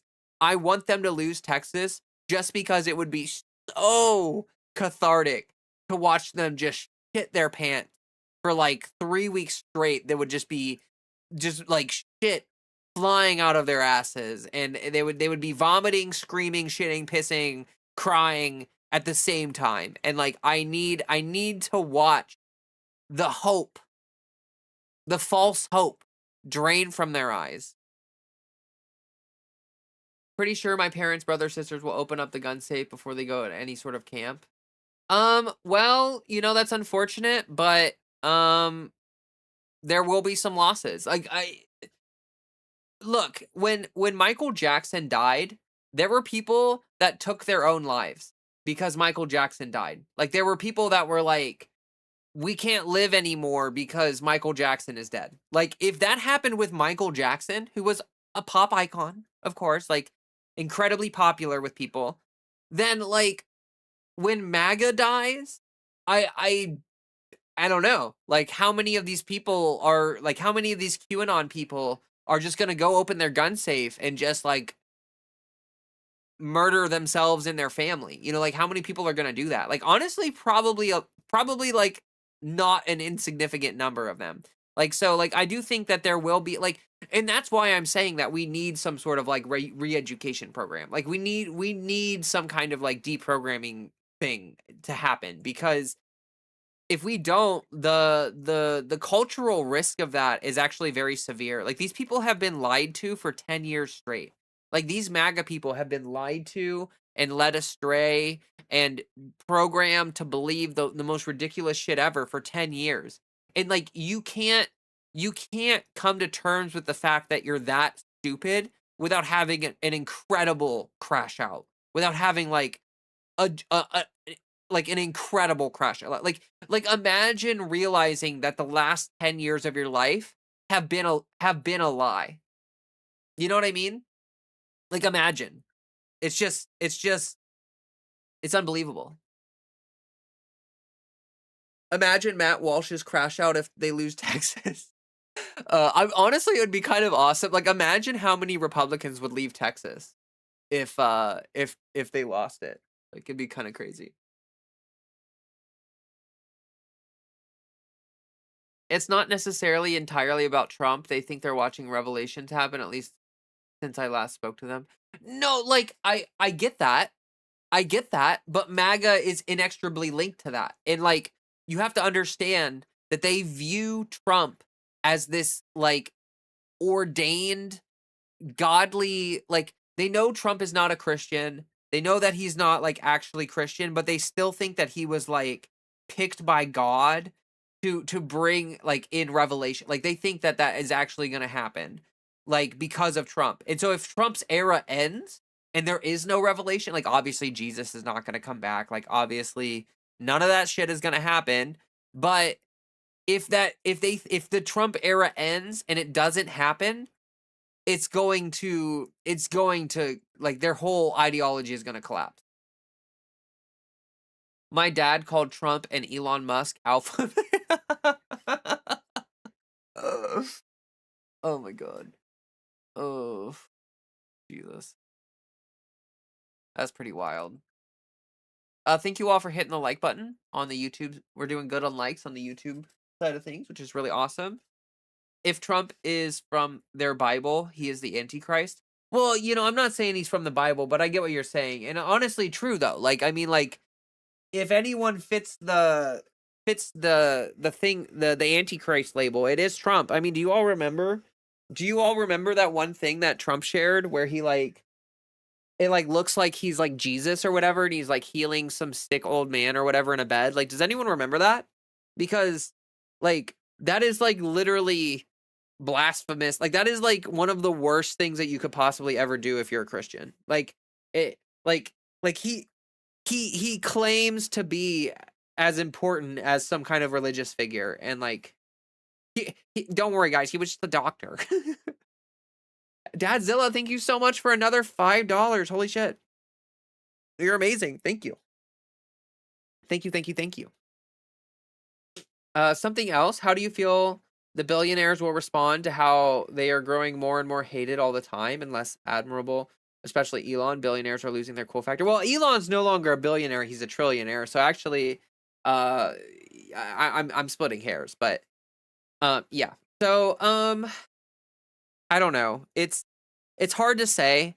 It very clearly seems like billionaires think that they can just build a bunch of bunkers and escape all the consequences of their own actions. But I don't know. Like, eventually the billionaires have to realize that, like, they can't exist without society. Like, I don't understand how, like, even if you're filthy rich, like, you're only filthy rich because society exists. If society doesn't exist, all of your social capital, all of your power collapses. It collapses, and we just go back to complete and total chaos. So I don't know. Like I would hope, right? Like, okay, so, like, we've talked about this before, but FDR did what he did because he saw the writing on the wall. He saw that, like, if things kept going, if wealth inequality got even worse, there would have been some kind of breaking point where, like, the guillotines would have come out. So, like, it's literally like we're just waiting, like, we're just either the guillotines are going to come out or there's going to be some kind of wealth redistribution that gets everyone to chill out and like not want all the billionaires dead.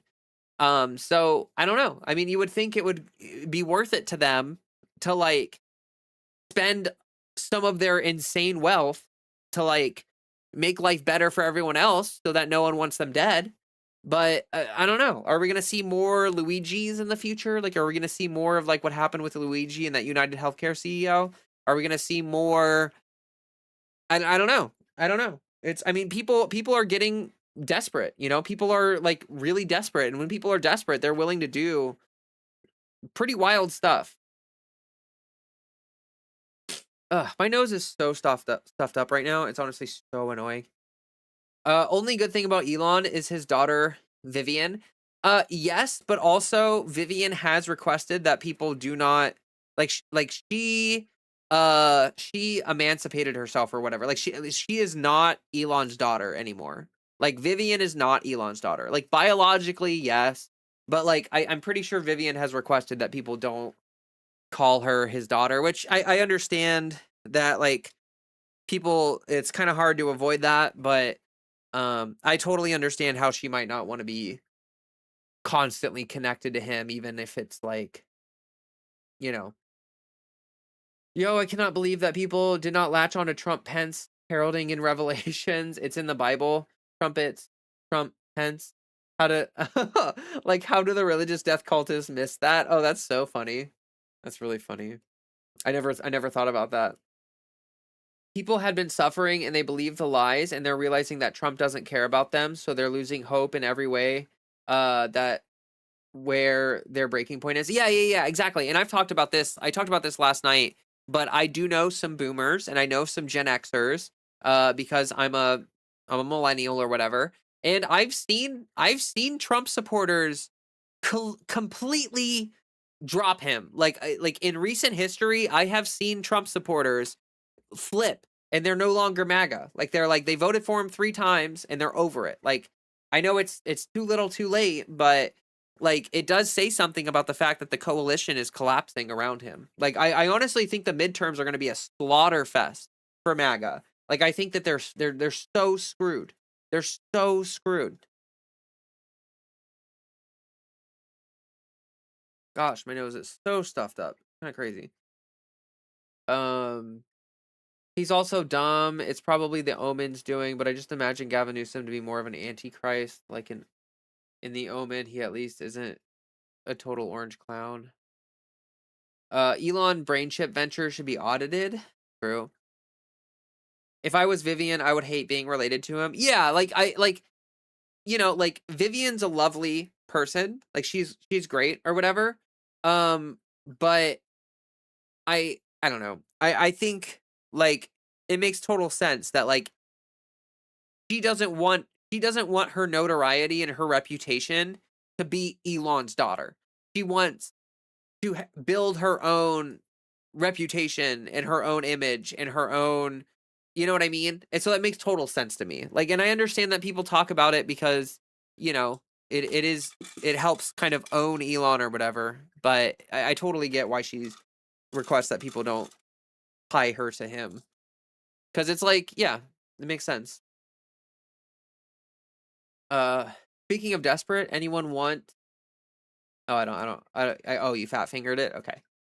The Dems had better put forth candidates that most people want to vote for. They won't though. See, like Jess Rosie, like that's the thing that we're talking about. The Democrats are not gonna. They're gonna put forward establishment corporate Democrats. Like we have to be the ones to like we have to run good candidates. Like we cannot hope that the Dems are gonna do something. Like the Dems are fucking losers. They're complicit. Like they don't care about us.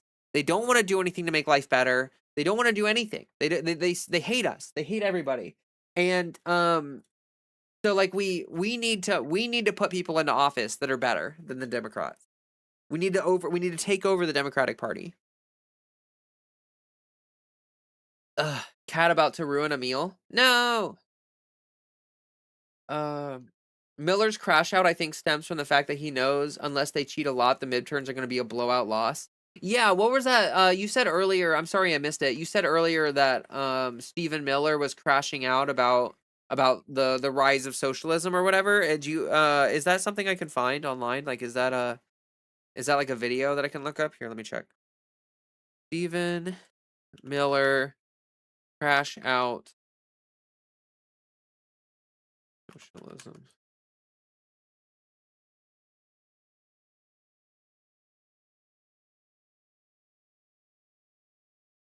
Okay.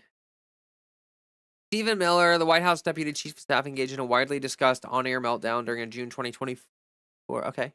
June 24, 26. Okay. Fox News, Hannity. Okay, cool. Here, let me look that up.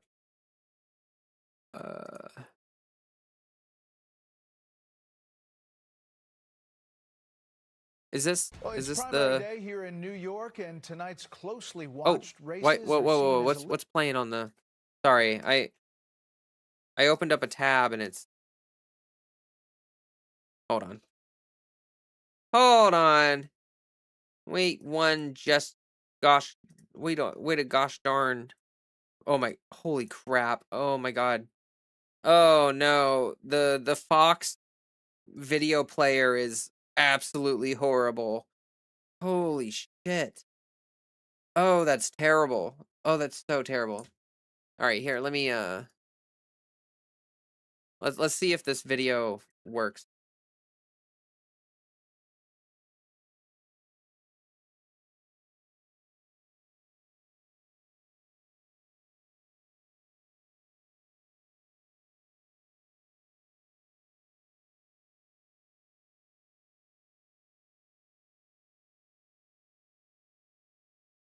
Oh, I forgot to turn on the Question of electing better Democrats. Ahead of tonight's New York primary, Sorry. it's Democratic Socialist Mayor Zohran Mamdani campaigning heavily to elect his slate of far-left candidates. Democratic Socialist Claire Valdez and Darialisa Avila Chevalier and Progressive Brad Lander. All three are for Medicare for All, abolishing ICE, and accuse Israel of genocide. Base. Fucking base.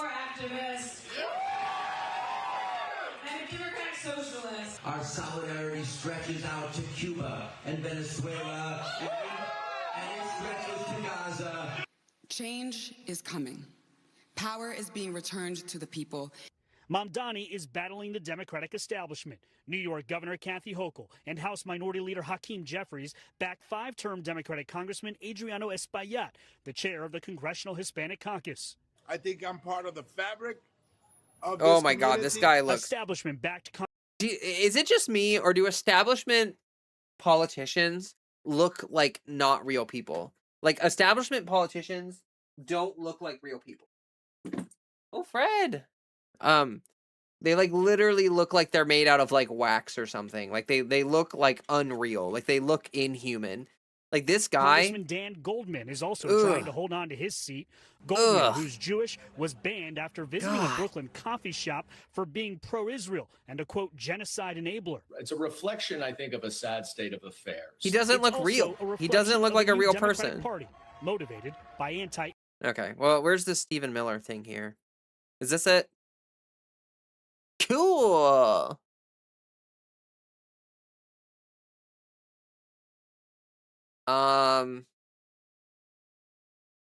I guess let me try to find a link that works. Gotta be on YouTube. Oh,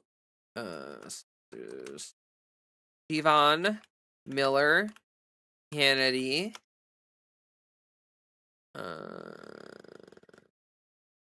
Where is it?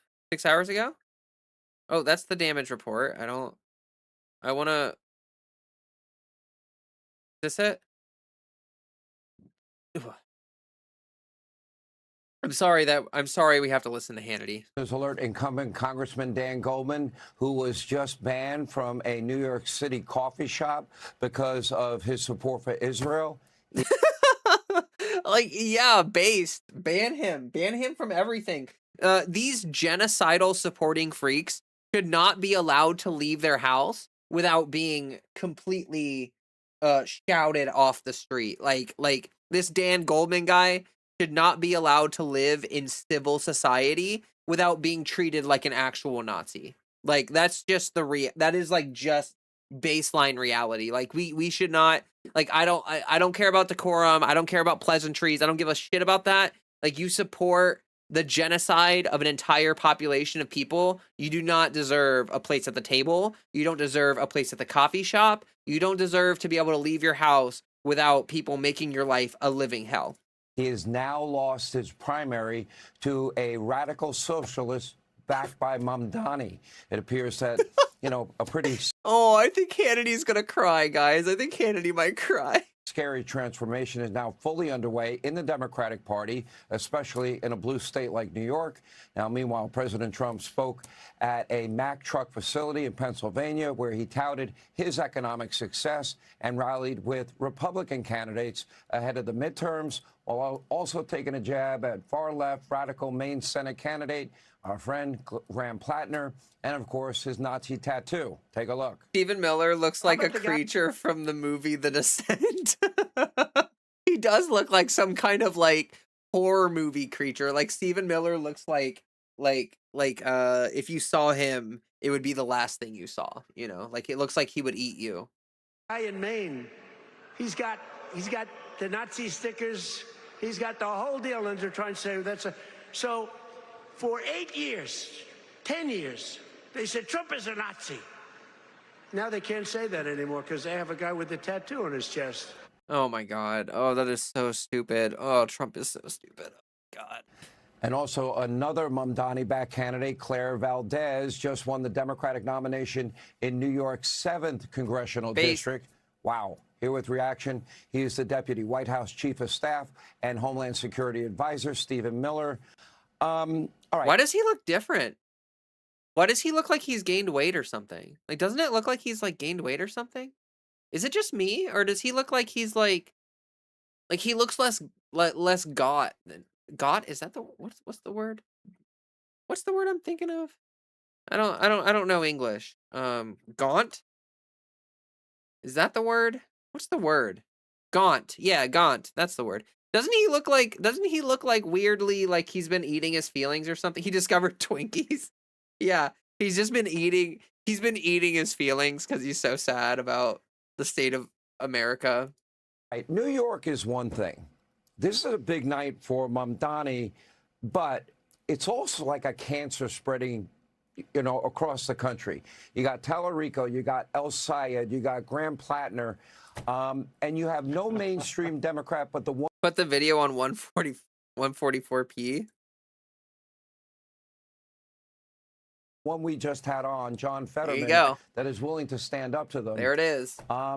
What are we learning about what's happening to the Democratic Party, Stephen Miller? Wow, it actually is kind of crazy. Like, I remember being young, right? Like, I'm old, I'm a millennial, and like 480p used to be like the shit, right? Like 480p used to be like, wow, look at how much detail you can see. Like, whoa, look at the details on the face. But now it's like, it ain't nothing. Well, this is an issue, Sean, you and I have discussed on your air. Politicians look as plastic as they are. Their makeup masks so many flaws that they look like the mask, not like themselves. At bedtime, they have to reveal their pasty, wrinkled vestiges. Yeah, exactly. No, that's so true. Like, I mean, just look at Trump, you know? Like, he looks like he literally looks like he paints himself orange. But then when you see, like the thumbnail that I picked is one of the rare pictures of Trump where, like, he just looks absolutely horrendous. Like, he looks so pasty and weird. It's like unbelievable. Airwaves many times, and tonight brings really terrifying evidence of just, as you said, how far this cancer has spread and is spreading across and throughout the Democrat Party. The candidate who won that race in New York tonight campaigned, as Senator Fetterman said, on abolishing ICE, Oh my God, Fetterman. Oh my God.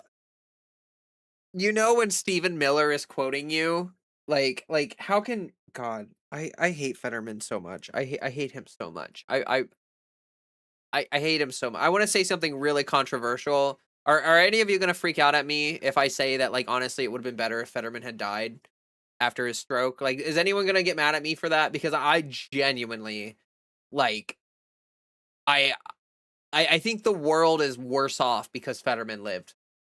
Like the brain damage has made him like an actual danger to America.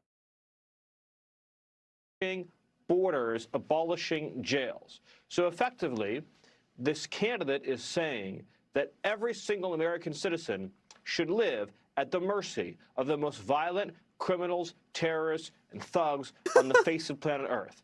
No, see, Stephen Miller, the thing that you have yet to realize is is that like you are the danger to the American citizens.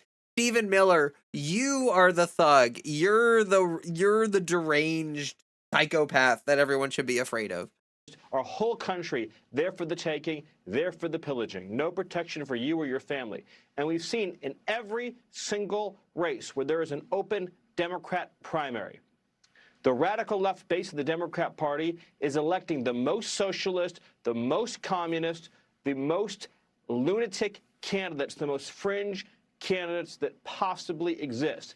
Oh my God, he's trying so hard to sound like he's trying so hard to like make it sound like it's this horrible thing happening, but his tone of voice is just so deadpan. Like, does anyone believe that? Does anyone like who watches this and is like, oh my God, I'm so scared of these Democrats? Like who?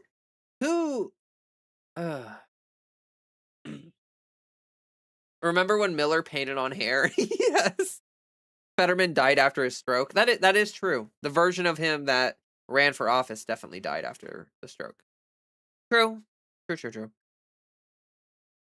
If that's how you feel, that's how you feel. It is how I feel, honestly. Like I think Fetterman is just a danger to America. Like he's a genocidal, like Zionist freak. He betrayed and murdered your senator from a certain point of view. Yeah, no, fair enough. The best part is this is the same rhetoric that has been said for decades and now clearly not working as well, unless you were a 5 IQ. Yeah, exactly. Like the stuff that Stephen Miller is saying, like he's trying to hijack their amygdalas, but like the amygdalas of everybody has been burned out. Like no one has any fucks left to give. Everyone's been so desensitized to this hyperbolic language that when you're sitting here, you're like, these far left, radical, socialist, communist, lunatic Democrats. Like no one gives a fuck. It's just words. You're just saying words. Like no one gives a fuck. Like everyone's been so desensitized to any of this. Every one of them, against cops, against ICE, against Border Patrol, against borders, against jails, for every crazy trans idea, against every single tenet of traditional American values, principles, religion, God, all of it. I mean, you saw this quote from Tallarico today where he says he hates Christianity. These are the candidates that they are running, Sean. So President Trump, in a very real and very literal sense, is the leader standing in the gap, in the breach, protecting this nation from this tyrannical wave of left-wing insanity. Oh my God, dude. Unbelievable. Trump is the wall. Trump is the only... Trump is the bulwark. He is the dam. He is stopping the radical left flood.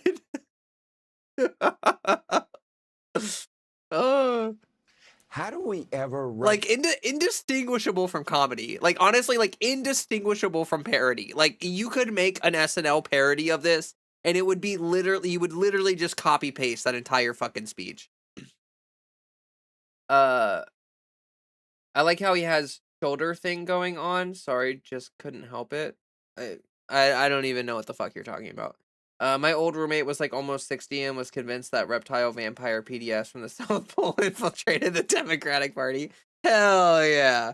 He's hella cringe. No, for sure. Trump is the wall. Hey, I would like Trump gets the wall.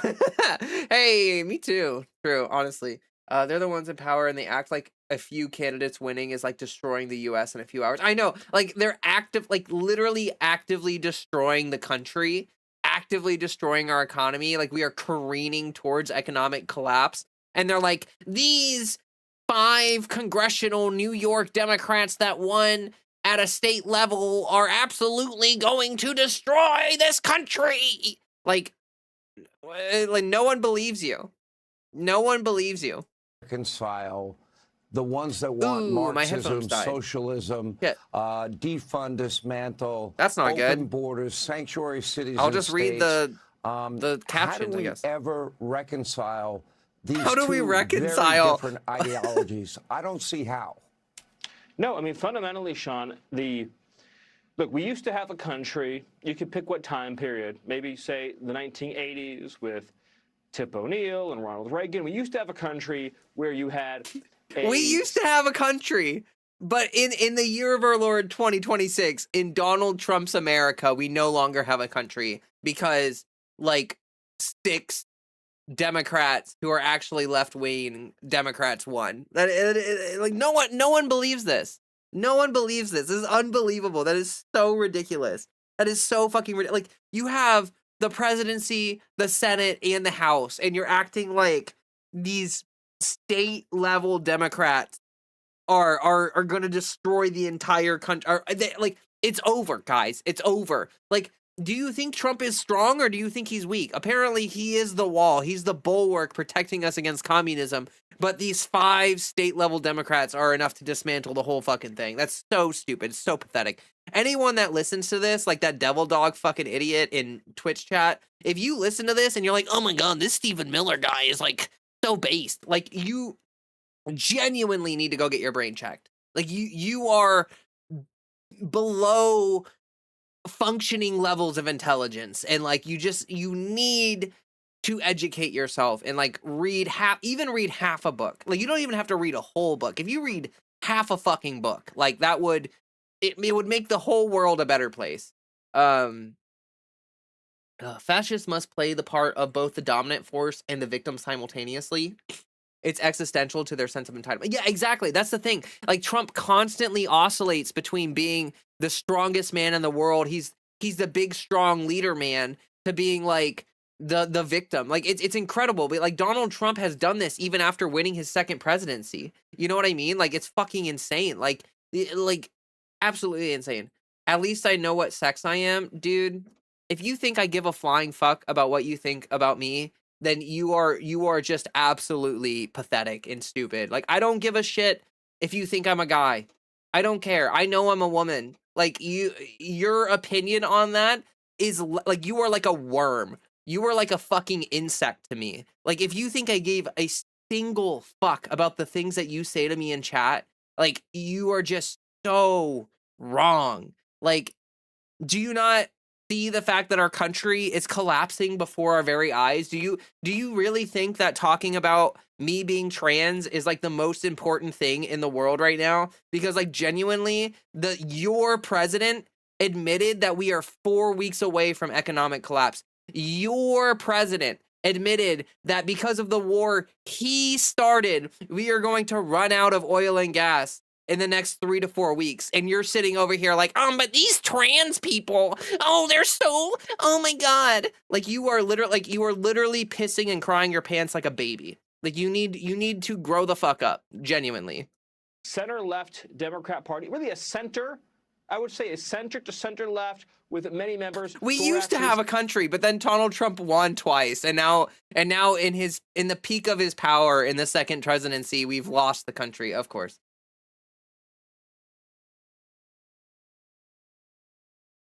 No such thing as trans. You're literally wrong. You're literally wrong. You're just wrong. Have fun being wrong, my guy. Like you're over here saying strawberries are blue. You're like, yeah, strawberries are blue, guys, and trans people are a small minority. You need to see the forest through the trees. Boo-hoo, I'm making so much money. Everyone hates me, boo-hoo. Sometimes discussing these topics borders on ableism. I know, like, I honestly, like, it is unbelievable how pathetic and stupid some of these people are. It's like, it makes me feel like I'm kicking a toddler or something. Like, talking to this devil dog person in chat, it's genuinely like talking to a 12-year-old. Like, genuinely, I think if you're not a 12-year-old, then you should be ashamed that you're in my chat right now telling me to look at my own genitals. Like, are you serious? Do you think that you're an adult? Do you think that you're like, you are so fucking stupid. Like honestly subhuman levels of intelligence. Center right. These were called Reagan Democrats or Blue Dog Democrats. So that was the spectrum the Democrat Party lived in, from center left to center right. Then you had a Republican Party, right, a conservative party, and over time the Democrat Party has abandoned all of that, and they have instead adopted this radical, revolutionary, and in many cases violent ideology that wants to tear America down. Oh my God. Stephen Miller just literally admitted that the Democrats were basically Republicans. That's crazy. That's crazy. I love this. Keep it going. Actually, I'm just going to ban you. Goodbye. Cool. Ah, that felt good. Anyway. And destroy everything that like we know. Like Stephen Miller literally just admitted that the Democratic Party is center right. Like he literally just said that. And he's acting like it's already changed, but it hasn't. VI Joe, welcome to the chat. Really, I don't give these morons any attention. That's what they're looking for. Let them stay in the chat and push the algorithm. That's all they're good for. You're right. You're right. I was engaging too much with that. But that person, like, genuinely, like just annoyed the shit out of me. So I just felt like banning him. I don't know. I don't care. It's fine. Oh my God, the Democrats are not socialists. Like, how delusional does this pinhead need to be? No, but see, that's the thing. Is that, like, anyone who's even slightly left of a right-wing Democrat is like radical left. Like, it's so unbelievable. Like, they have no, like, their idea of political spectrums is like unbelievably wrong. Like they yeah. Having dealt with this people, the simple reality is they want attention but won't shell out the cash for sex work, which would prove their idiocy for them. Yeah, no, exactly. Like a lot of these people, like that devil dog person, it probably masturbates to trans porn. Like let's be real. That devil dog person every night is on Reddit or on whatever porn website they use to like jack it to some fucking trans porn. And then he's gonna come in here and say that like I'm not a woman. Like, yeah, sure. Okay. If whatever makes you feel better about the porn that you look at, sure. Just came to Twitch to report the chud. Carry on. Thanks. Appreciate that.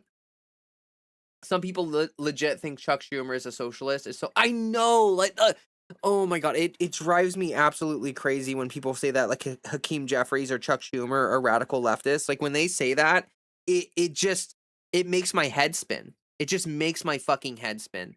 Also, Bad Bits, thank you so much for the subscription, the tier 1 subscription. Thank you so much. That's really nice of you. And VI Joe, thank you for the follow on Twitch. I also really appreciate that. That's awesome. You're amazing. Whoa, phrasing. Oh, what did I say? They give center-right Democrats too much credit. Exactly. Like the center-right Democrats are like Chuck Schumer is on Stephen Miller's side. Like they are literally on the same side. And like, that's why it's so stupid. It's so stupid. He put passwords in separate accounts the next day. On the Economic Freedom Index, because their citizens actually get to share the economic freedom. Oh, they're not asking for anything that Northern European countries aren't doing already. Norway, for example, similar GDP per capita and population density to the USA, way higher position on the Economic Freedom Index because their citizens actually get a share of the economic freedom. Yeah, exactly. Like, no leftist is actually asking for anything more than like a normal left-wing party in Europe. Like the far left in America, if you look at it broadly in terms of the world, is actually just a left-wing party. Like there is no radical leftist party in America. Like it's just, yeah. Came from Twitch chat or something goofy, doesn't matter, Joe. Okay, I see. Just came to Twitch chat. Yeah, okay. And love from top to bottom, right? Living in a state of total anarchy, without police, without law enforcement, where violent ideology and maim and murder the leftists are so violent because they want you to have health care and a livable wage and Like, okay. Impunity, where your kids are taught from the age of 2 to hate America, to hate their God, to hate their parents, to hate their family, to even hate their own gender.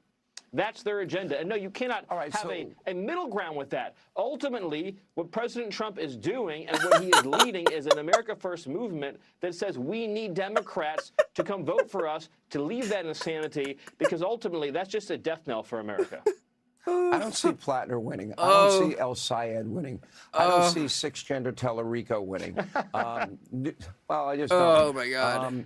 And, okay, so you have New York City, which is like an island. You don't see Plattner winning? My God. My God, these people are... I can't. I'm sorry. I can't listen to more of this. I just can't do it. I just can't do it. Oh, what an unbelievable... Does Stephen Miller say... Oh, he keeps going. He keeps going. Okay, let me just, like... Let me take, like, a little break here. A little brain break. I just, like... I can only handle this in small chunks. Like, I'm sorry, but, like, I can't... All of this idiocy just being, like, spewed in my face is just, like, unbelievable. Like, I can't do it. Give me a second to, like, purge my brain of the memory of what I just listened to. We're the ones who enforced ICE to kill people. Sure, yeah, exactly. I can't hate what I never had. My gender was always woman. True.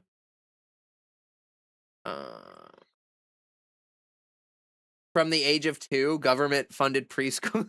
Right, exactly. Like, is Norway socialist? No, obviously not. They're a mixed economy based on free market principles and social programs with safety nets and fiscal rules. That's not socialism. Yeah, exactly. But if you ask, like, a Republican like Stephen Miller or whatever, he'd be like, Norway is a radical left communist dictatorship or what. Like, he would just fly off the handle. And it's like, you guys have no, like, the Republican perception of the political spectrum is so fucking misconstrued and warped and bent by American propaganda and all this, the idea of American exceptionalism and all this bullshit. I want to unlearn all of their names someday. Oh yeah, no, I feel that. They don't know what socialism is. They have this weird fucking two genders idea of economics that you're either an ANCAP or a commie, and like, fuck. No, you're right. That's so true. Like, they have this incredibly binary, stupid view of politics. Like, there's no nuance there. Like people like Hannity and Stephen Miller are incapable of the nuance that's necessary when discussing politics, which is absolutely infuriating because, like, literally their job is to, like, talk about politics and engage with politics. And they actually have no, like, it's so embarrassing how stupid people on the right are in terms of politics. Like, you look at Hannity, you look at Matt Walsh, you look at like Ben Shapiro, Stephen Miller, Marco Rubio, fucking all these people, right? Like Donald Trump himself. None of these people actually know, like, literally anything about politics, but they just, like, they're like Dunning-Kruger. They're like, they know nothing, so they think they know everything. It's so unbelievable. That's it. I'm adding a gender every time I see Miller speak. We shall build a tower of gender to heaven and smite God standing on 1,000 genders. Inshallah. That's beautiful. I could not have said it better myself. Oh. I love my parents. I love God. I am proud of my gender with no agenda except maybe get a free gift certificate for 1K to Ulta Beauty. Oh. If Trump goes communist, MAGA may go along with it. I don't know. I don't even know if that's really worth talking about, because, like, that's not going to happen, right? We are literally at the end result of celebrity culture. Yeah, no, for sure. I would agree with that. That, like, a lot of these people like Hannity and Stephen Miller and Trump and whatever, like, they are more celebrities than they are, like, actual political people. Like, they're basically just like they're like in a movie, right? Like, this is the one thing that I think about right-wingers all the time, is that, like, right-wingers think about politics as if it were like an action movie. Like, they literally think about politics as if they're, like, living in some weird, like, Mad Max smashed together with Mission Impossible, smashed together with, like, a bunch of other, like not Mad Max movie, but, like, a bunch of other action movies. and they like that is what they think politics is. Like they have this like super warped view of things, and it's like it just doesn't make any sense. It just does not make any sense. Here, I'm just gonna finish this clip. Unto itself, very different. New York, a different state. How does this play out nationally? In my mind, these are uncharted waters heading into a very important midterm election, and no mainstream Democrat but for John Fetterman will call out the radicalism within their own party. So if the party's going to put their seal of approval on it or shut their mouths because they're... Okay, my God, if you... John Fetterman is getting the he's getting the shout out on Fox News. Like, how can you live with yourself when everyone at Fox News is like, wow, this John Fetterman guy is like this brain damaged Democrat is the only rational actor in the Democratic Party. This Democrat who literally can't think straight because he had a stroke is the only rational actor in the entire Democratic Party. The brain damage actually fixed him, guys. The brain damage actually made him the only correct Democrat, according to Hannity and fucking Stephen Miller. Holy shit. They're afraid of the people that are the real power brokers. My question is, how does that end? How do we interpret what the midterm will look like going into this? Yes, well, ultimately, that's the communication challenge that we all have together, Sean, which is to explain to the American people that Democrats you grew up with, the Democrats that your mom and dad grew up with, the Democrats that your grandma and grandpa grew up with, do not exist anymore at all, not at any level of government. A vote for any Democrat anywhere for any office. Oh my God. The Democrats that your parents grew up with or whatever don't exist anymore? That's so not true because they're still in office. These fucking people have been in office for their whole lives. They're the same Democrats. It's the same people. They have not changed. Holy shit. This is I never watch Fox News. I don't watch this bullshit. So like I'm not gonna lie. Like when I watch stuff like this, it's just shocking to me. Like it's just like I can't even believe that this is like these are real sentences that were spoken out loud by these people. And like genuinely, like what the fuck? Is empowering a party that wants to strip this country to the bone, to take away our security, our defense, our way of life. You know, just tonight, Sean, I saw a Democrat member of Congress online defending the Antifa terrorists in Texas who were just jailed for shooting an ICE officer. They shot an ICE officer. They were charged with terrorism, and a Democrat congresswoman was defending the Antifa terrorists. Mamdani is endorsing candidates that don't want the most violent people put in jail ever. They shot an ICE officer? Based. Honestly, based. Ever. No, I mean, they shot a government-funded terrorist base. Look at, by the way, but they're all like... It was self-defense? Even more based. Look at Roy Cooper in North Carolina. I actually don't even know anything about that, to be honest. I don't really know anything about this ICE officer, but I'm glad he got shot.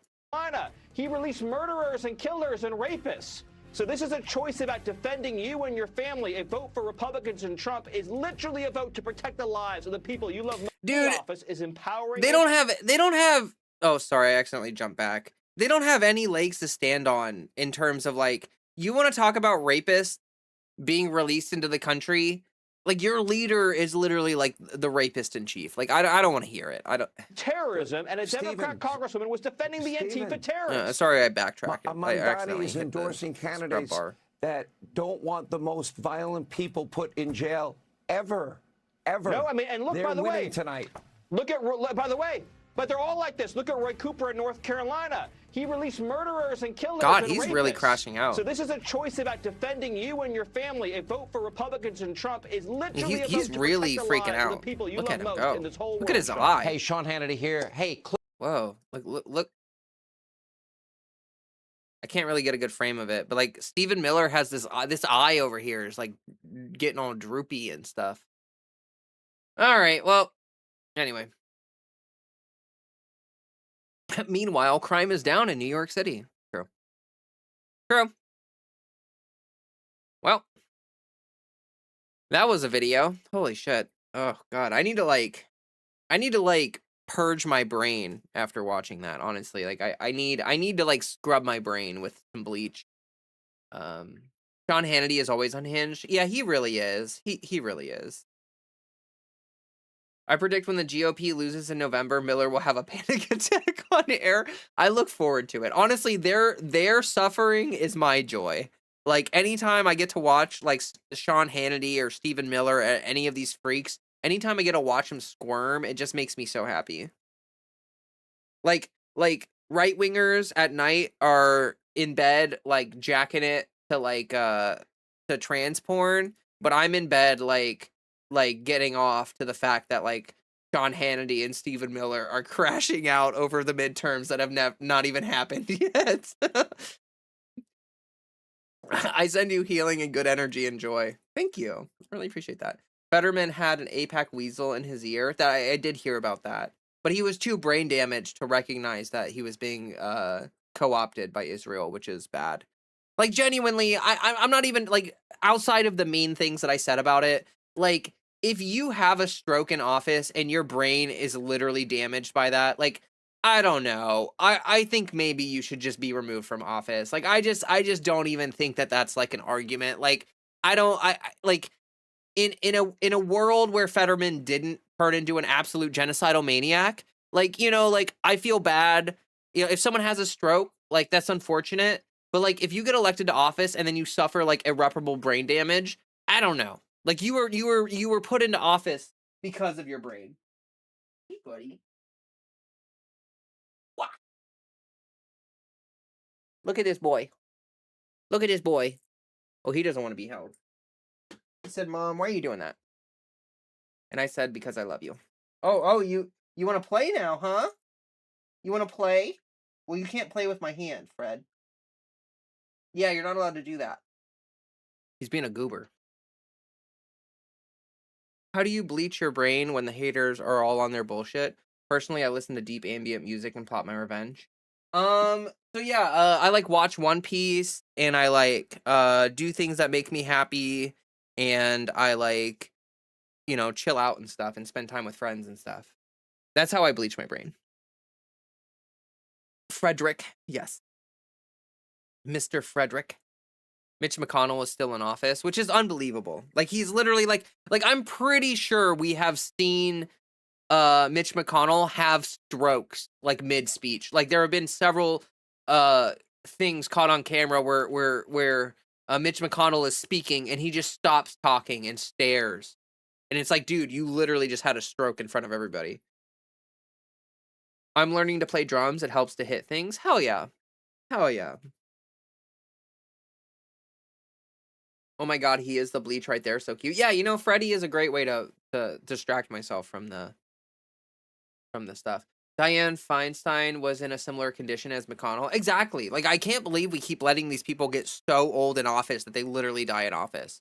Like, it's unbelievable. Why are we letting people do that? Why? It's so dumb.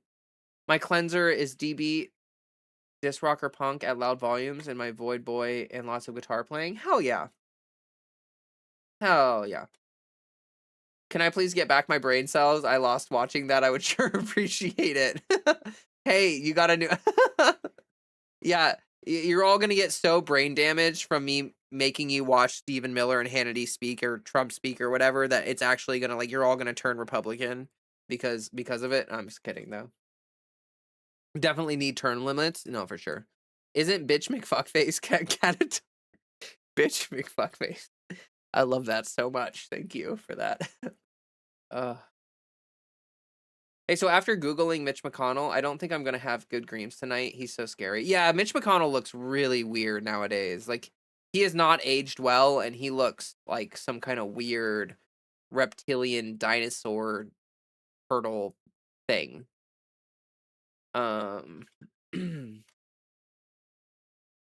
I need a Hanny detox. Time to play Celeste. Hell yeah. You know, I've actually never played Celeste. I know I'm like, that makes me like the worst trans girl of all time, but I need to do that at some point. Jar of Rebar. Hello and welcome to Twitch chat. Hello, hello. I think he looks like a chicken. I don't know why. I think Mitch McConnell looks like a really weird turtle. Like his face gives turtle to me. I don't know. I don't know what it is. I think it's his neck. He has like no chin or something. Like he has no chin, so it just kind of looks like he's like all neck. I went on Wikipedia and looked at his presidential portraits, and he looks like the Keebler elf. I'm crying. His face looks microwaved. Oh my gosh, you're all so savage. For all those who are learning to play music, play with your friends. Don't get swindled into a lonely rock star who only plays at home. Trust me, it changes you for the better. Oh yeah, for sure. Playing music with people is actually an incredibly healing experience. I used to play music with people all the time when I was in college for music, and like I found that to be an incredibly good experience. I love playing music with people. Like honestly, quartet and quintets were like my favorite. Hold on one sec.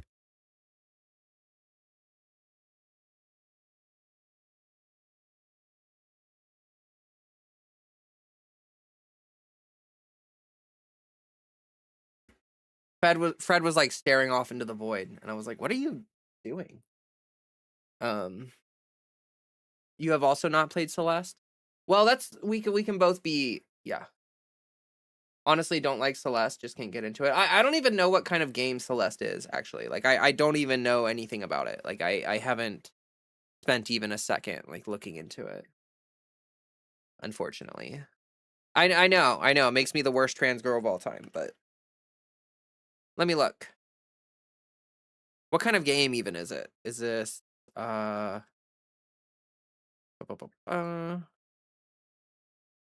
adventure indie? So is it like a platformer? Oh, I'm trying to watch gameplay. Oh, Celeste kind of looks like Cave Story. Celeste looks a lot like Cave Story. Does anyone know anything about Cave Story? I love Cave Story. Like, I love Cave Story. Cave Story is like one of my favorite games of all time. Now, this looks good. It looks good. I'll play that sometime. Platformer. Celeste is a very hard 2D platformer, a bit like Super Meat Boy, and honestly, I don't think it's for everyone. Oh, okay. Gotcha. Meat Boy, but with cutie. Yeah, Super Meat Boy is a very frustrating game. That's true. I need to like play more games. I'm so bad I feel evil playing all the stereotypical cozy games. No, just I mean like honestly, video games are play the video games you want to play. That is my opinion. You should play the things that you want to play.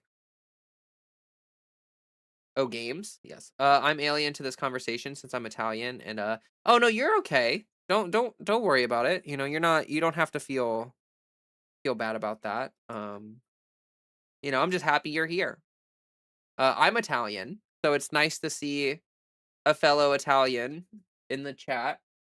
I mean, I'm American, but you know, oh, you weren't understanding what topic. I mean, we kind of jump around. Like, you know, like I don't always stay on the same topic. We were talking about politics, but then I started talking about Celeste.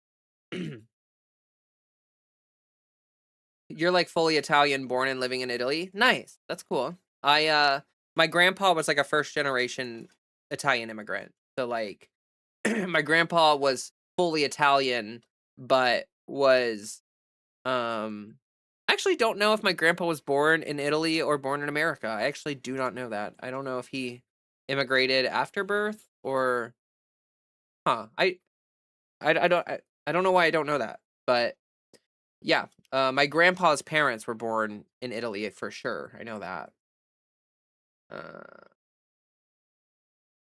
Mitch McConnell is turtly enough for the Turtle Club. True. I'm playing Time Splitters Rewind. I've heard of that game, but never played it. For a really chill game, everyone play Knit Underground. Knit? Oh, Knit? Okay. I don't know anything about it. Cave Story is okay. I'm sorry. What? Cave Story is okay. Rift? You need to take that back. It is more than just Cave Story is amazing.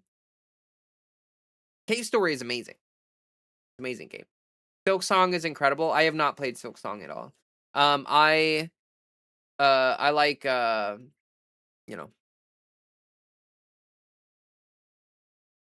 I like Hollow Knight. I haven't beat Hollow Knight though. Calling people immigrants, I feel like it's weird since we're all human in the same planet. We only call each other immigrants because of imaginary lines. No, I mean, I agree with you. No, for sure. For sure. Yeah, I mean, like, ideally, citizenship wouldn't be, like, a huge issue or a thing or whatever. Like, I think that people yeah, I agree. But it is kind of relevant to I mean, it's just, you know, I don't know how else to talk about it. Like, how else am I supposed to say that my family immigrated from Italy to America? Like, I don't know how to talk about it if I'm not allowed to call my family immigrants.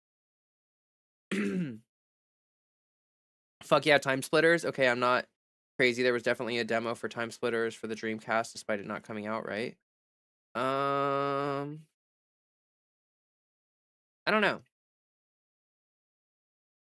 Your jeans have a flavor of pizza with hamburger. Hamburger pizza. Okay. I'm actually like so I'm mostly German and Italian. So I'm like asparagus and pizza. Asparagus on pizza or something, or pasta and asparagus or something. That actually sounds really good. I love asparagus and I love pasta. Both sound good. Hollow Knight and Silksong are like cultural treasures. I would agree with that. I would also say that Cave Story is a cultural treasure. I would say that as well. I am also evil. I do not like playing graphic novels. I think a lot of Americans are more left-leaning than they realize, at least economically. They don't realize it because political literacy is so commonplace here. Yeah, Wolf Lust, I would agree with you. It's like, I think that genuinely speaking, a lot of Americans, their political beliefs don't really make sense. Like, if you ask most Americans about their political beliefs, they will be like, yeah, I want free healthcare and I want, affordable housing and I want all this stuff and I want a higher minimum wage, but I don't like that socialism. I don't want any of that socialism. Like Americans are simultaneously for socialism and completely against socialism. Like if you ask the average American, the spectrum of their beliefs is not reconcilable. But they just haven't thought about it. Like they just like you said, they don't have enough political literacy to realize that the things that they're saying are not cogent. Like they don't go together. They don't want the outright communist state, but they like some of it. No, but see, that's the thing is that like if we had free healthcare and we had like social safety nets and stuff, like if we had good social programs in America, that's not communism. Like that's not even close to communism. Like that's not even socialism. Like you know what I mean? Like at that point it's still capitalism just with social safety nets and social programs.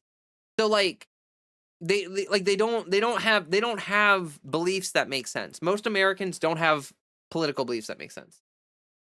That's what I'm saying, but remember money. No, okay, I got you. I got my Republican dad to agree with most of my leftist politics as long as I explain them. Yeah, and that's why like honestly, I'm really huge for like we need to not use the buzzwords and we need to not use the buzz slogans and stuff like I think that genuinely speaking, like when we're talking to Americans about politics, we should say things like, "Don't you want affordable health care?" And they would go like, "Yeah." Like I feel like every single American would be like, "Yeah, I want affordable health care."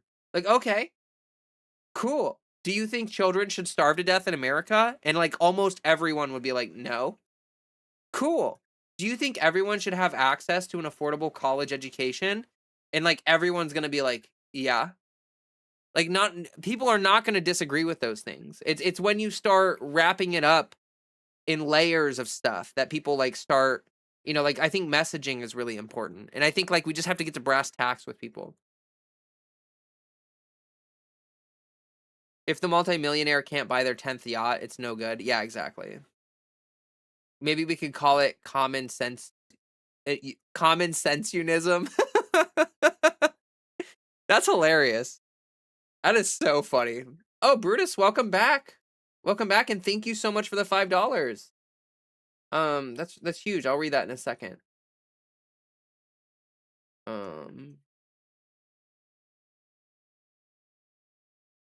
Let's see here. A rhetorical strategy I've been pushing is calling socialist programs we've already had socialized. like we have socialized fire departments. Oh, that's cool. Yeah, no, I mean that's cool. Like I think yeah, like people get really confused. It's really dumb, but people do get confused about public private distinctions. And I don't know. I don't know. Maybe that would be an effective rhetorical strategy. So like how has that been for you though? Wait, $5 is huge. I need to donate more often. I mean, let me put it this way, Brutus. $5 is like 1% of my monthly. Like, wait, is that how you do math? I make like very little money here on YouTube. I'm broke. I'm a broke bitch. And like and I just picked up my car from the mechanic today, and it was like I had to like max out my credit card to pay for it, and now I'm like freaking out a little bit because it was so expensive. It like kind of makes me want to cry. But yeah.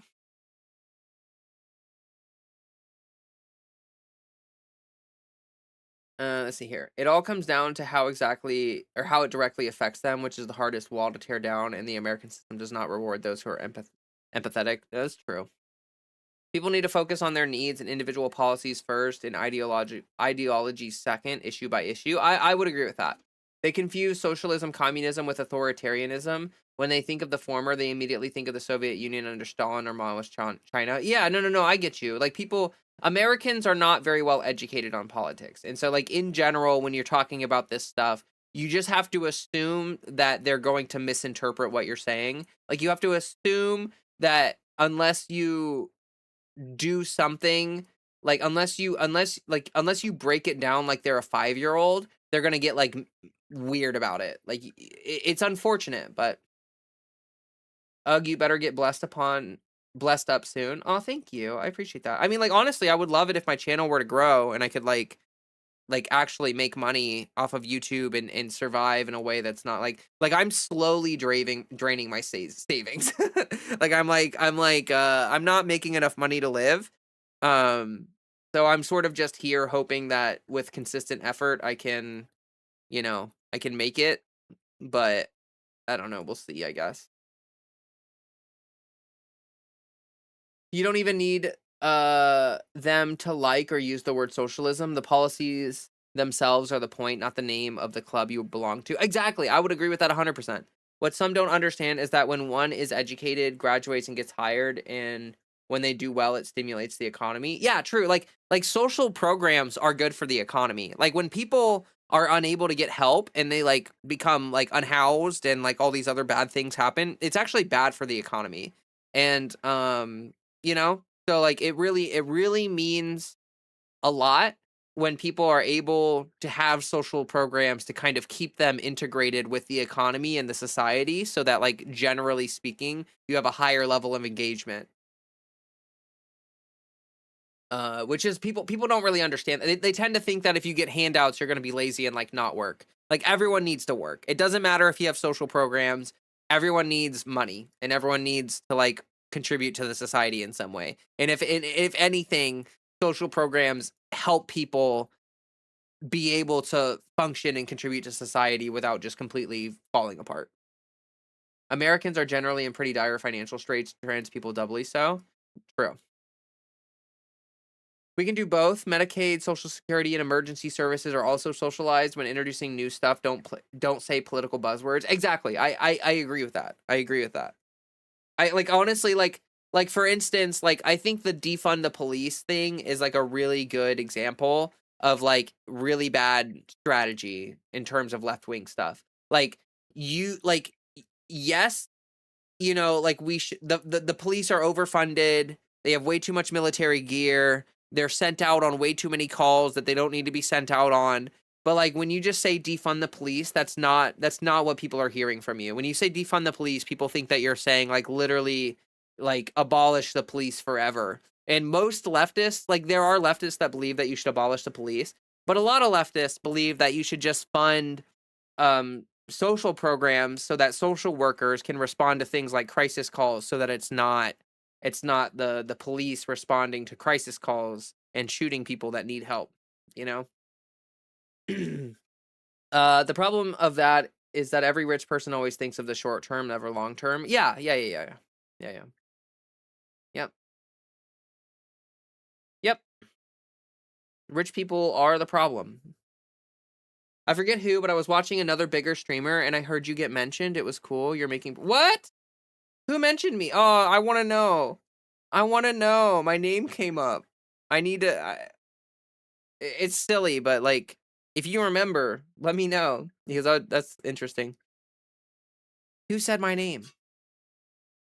I wish there was a social safety net. I'm unemployed and not the good kind that gets money and the job market is ass. No, for sure. I get you. I get you. I'm sorry to hear that, by the way. I really hope that things work out for you. Social programs is the same thing as everybody getting a stimulus check. It feeds back into the economy and helps grow and bring people out of poverty where they can ensure pay into. Yeah, and you know what? Like, honestly, they've done studies on this. And when people receive support from the government, they don't spend it on drugs. They don't spend it on junk food. People spend the money, the help that they get from like the government and stuff. They spend that money on good stuff. Like they spend it on things that need, like, on their bills and shit. Like there is this like misconception that if people receive help, they're gonna like just become drug addicts or something. It's not true. Riverboat Jack and Dead Domain have both mentioned you. Aw. I kind of look up to both of them, so that's like kind of cool. Like, I'm not gonna lie, they were both people that I like watched before I started YouTube. So that's cool. I say bigger, but not like huge. Might have been River, but no, I mean that's amazing.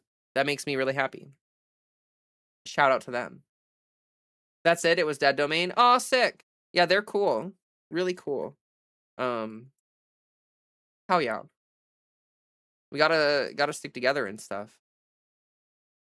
Nice. All right. Let me see if is there anyone live right now? Because honestly, guys, I said this would be a short stream, and I know it's like it's been like 2.5 hours. I should probably start trying to rap a little bit, even though I hate saying that because then everyone's like, oh no. Let me read a couple more things here. I mean, I want to abolish the police, but the point you make is correct. No, and I get it. And like, honestly, like, even if you want to abolish the police, like, this is not, we are not going to go from raw capitalism to like, you know, abolish the police and defund the like, we're not going to get all that stuff immediately. Like, we need, and I'm not talking about incrementalism, but we do kind of have to work our way to stuff like police abolition, you know, like that's not something that's just going to happen.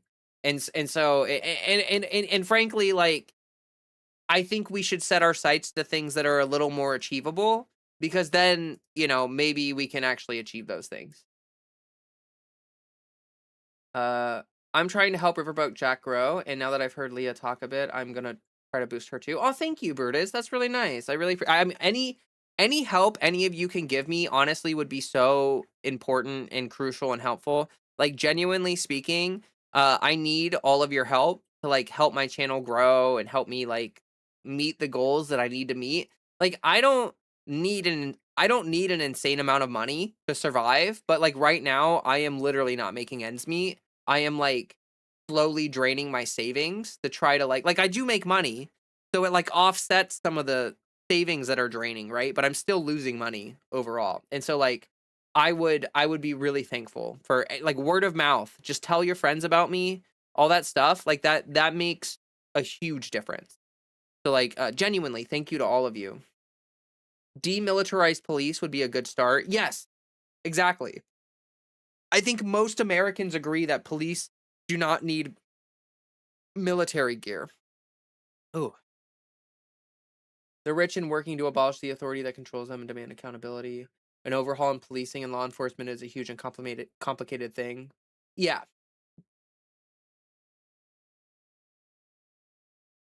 We could say make police officer jobs safer by addressing social issues. Yeah, like police officers don't need to be sent out to like crisis calls and stuff. We should have social workers do that. And then they would be putting themselves in less of a dangerous situation because like police officers are trained for conflict. They're not trained for resolution. They're not trained for conflict resolution like social workers are. They're trained to to to handle like violent conflict a lot and stuff. Longer comments help, messages and live chat help. Yeah. For sure. Jeez. I'm going into teaching, and honestly, I really want my students to play around with the one website where you get to spend Elon Musk's money so they can see how absurd having that much money is. Yeah, no, for sure. That's great. That's a great idea. I always say the same thing. The dream is anarchism. But I live in reality, so socialism is fine. Hell yeah. Love Dee. They had a long form video about a month back about social atomization and toxic self-interest that hit really hard, really good. Ooh, that's really good. That's some good shit right there. I'm gonna go look up that video after this and watch it. Because that sounds fantastic. I'll be honest, I don't watch as much YouTube as I used to. I used to watch YouTube like all fucking day. But since I became a YouTuber, it's like harder for me to engage with it because it's just I just don't have as much time.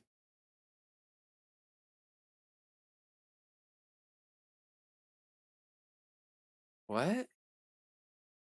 Ben Chilling? How to make your bed official 2026 guide? What? Are you making some like 7-layer joke or something that I don't really understand?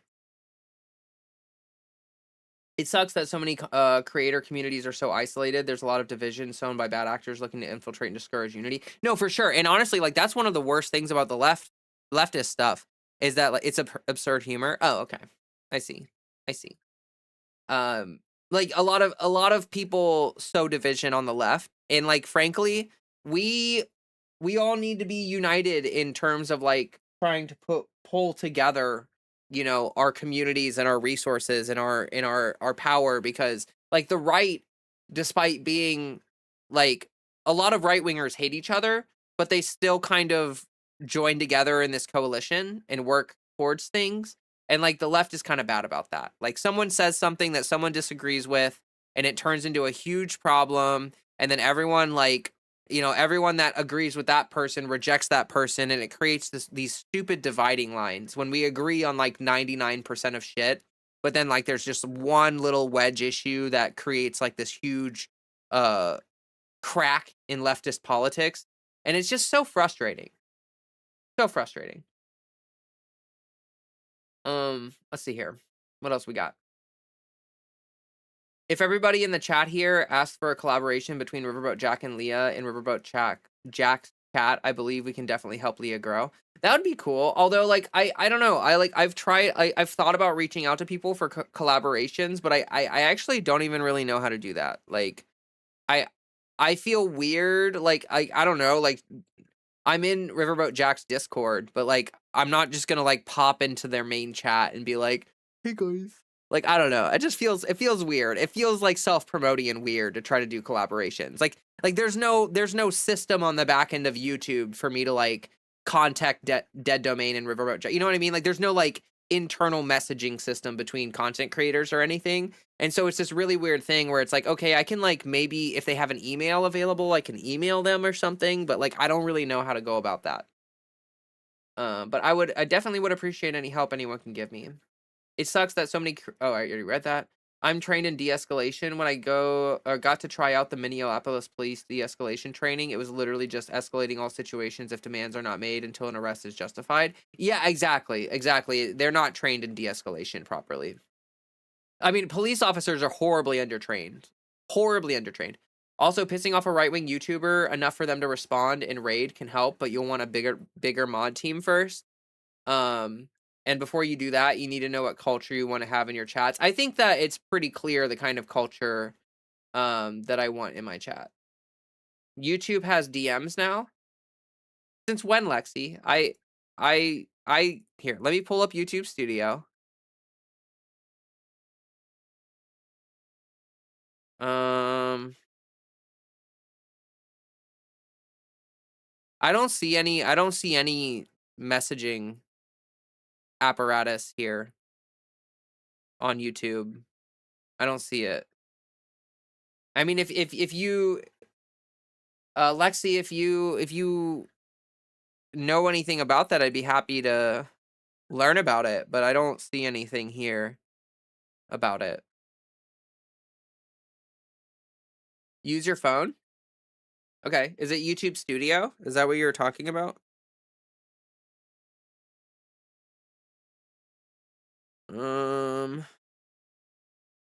I still don't see anything.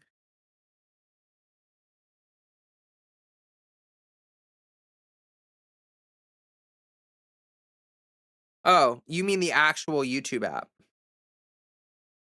Say hello to... Wait, what? Say hello to direct messaging.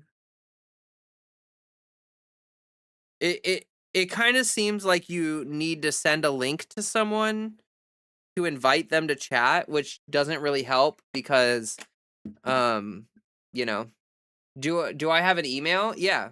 Don't I have it listed on my channel? Hold on. Let me see if I have it listed. Channel. Where do I don't even know where I find that, to be honest. I'm pretty sure I put my email on my channel, but I don't.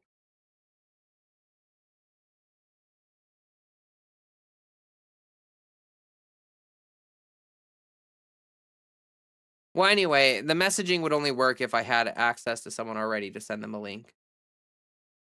DMs are not available in North America, apparently. Oh, okay. I mean, it seems like the apparatus is there, but it just doesn't seem like it really, like, works or whatever. I think my email is available because I had one person reach out for like a sponsorship or whatever, but it was like a sex toy sponsorship, and I'm not gonna lie, that is just not me. Like, that would be so disingenuous for me to be sponsored by like a sex toy company. Like, genuinely, like, that would be so, like, I am just not that sexual of a person. Like, I just don't. Yeah. But I'm pretty sure my email is available somewhere. I just can't find where it is. Sandy wants to be on your channel. I don't know who Sandy is. Oh, wait. Is she... what's the name of the channel? What's the name of the channel? Because I think I might actually... I think I've heard that before. All right, I'm looking at my channel. Yeah,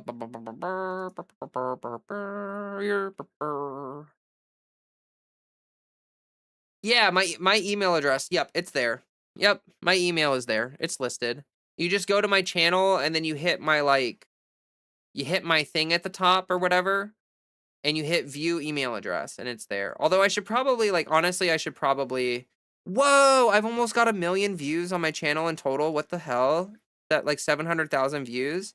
That's crazy. Moving up in the world or whatever. Okay. I was promiscuous in my younger ages, but age gave me the don't give a fuck attitude. I feel it. Left of the box. Okay, I've heard that before for sure. Definitely heard that before. I wonder if we could get her on Leftist Mafia. I'd be open to that. I watched Lance. The chat doesn't move that fast, but I feel like Lance doesn't read chat that much, and I don't have money for super chats. Oh, okay. I wish my band had a sex toy sponsorship, but I don't think Krusty Gutter Boys is the image they want. I talked to you about it many times. Well, okay, but like they need to like Sandy would need to contact me, or I would need to contact Sandy. Like, someone would have to contact someone. Like, you can mention it to me in my chat. I mean, Sandy can email me. Left of the box. Left of the box. Does she have an email listed? Select all the squares with motorcycles. Select all the squares with motorcycles.